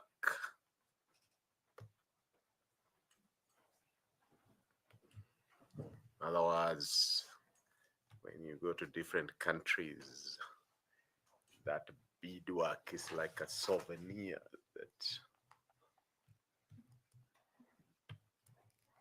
This King Musati's country. I want the country. King Musati's country.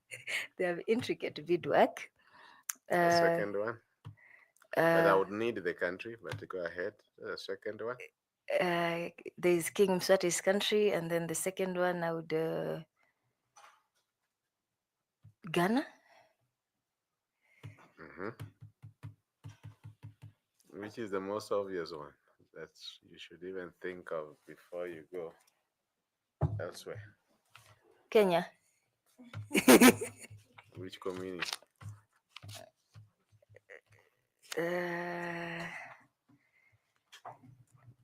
The Mas. Is it Maasai? Thank you, Chair. Okay, the Maasai and Kamba. Oh, okay. But I got the Maasai. Thank you. Thank you. You escaped. I thought I would ask the children to ask you some 2 questions, but they left. That would have been lovely. Yeah, Yeah. but they left. Do you have any comment or question? Thank you very much. I first want to really appreciate, once again, making time to hear me out. Coming this way feels like, playing in the Super League. Based on where I'm coming from. So I really want to appreciate the chance, the opportunity that I've gotten, to be here, and also you listening to me. I really, really appreciate, and the interview was amazing. Thank you so much. But that being said, in my 40 years of existence, I've just started life. That's what we say. When you're 40, you've just started life. Yes. My prayer would be, if I'm made part of the team, and even the team that is coming in as commissioners, let us uphold the will of the people. Like I'd said initially, when you look at the chapter 1 of the Constitution, where the sovereign power belongs to the people, the IEBC is a trustee to the principal, with the principal being the voter in this particular case. So as we move forward, and even the team that is coming on board, my prayer would be that we uphold that position of public trust, and we deliver to the Kenyan person free, fair, and credible elections. Thank you, Chair. Thank you very much. Which team do you follow in the Super League or in the Premier League? I'm a Manchester United fan. Okay, fine. I thought maybe Arsenal, so I was going to pity you, but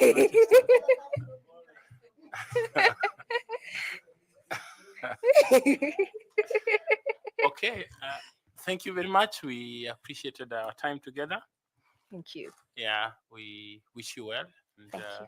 Ukisafiri kurudi Mombasa, safiri salama. Asante sana. Yeah, daftari na kalamu ni zako. Asante sana. Asante. Thank you very much, and may God bless you all. Thank you very much. Asante, asante. Thank you. Members of the gallery, we also thank you for coming. Thanks. Asante. Asante.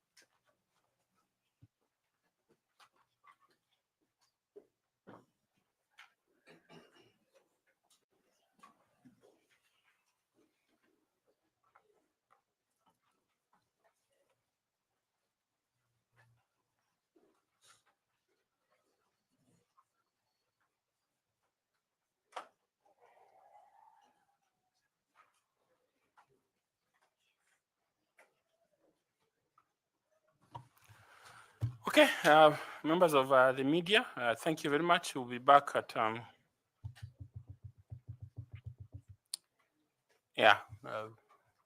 just say 2:45, so that is 1 hour and 15 minutes. She will need some time to pray and have lunch. Yeah. So thank you very much. We will see you at that time.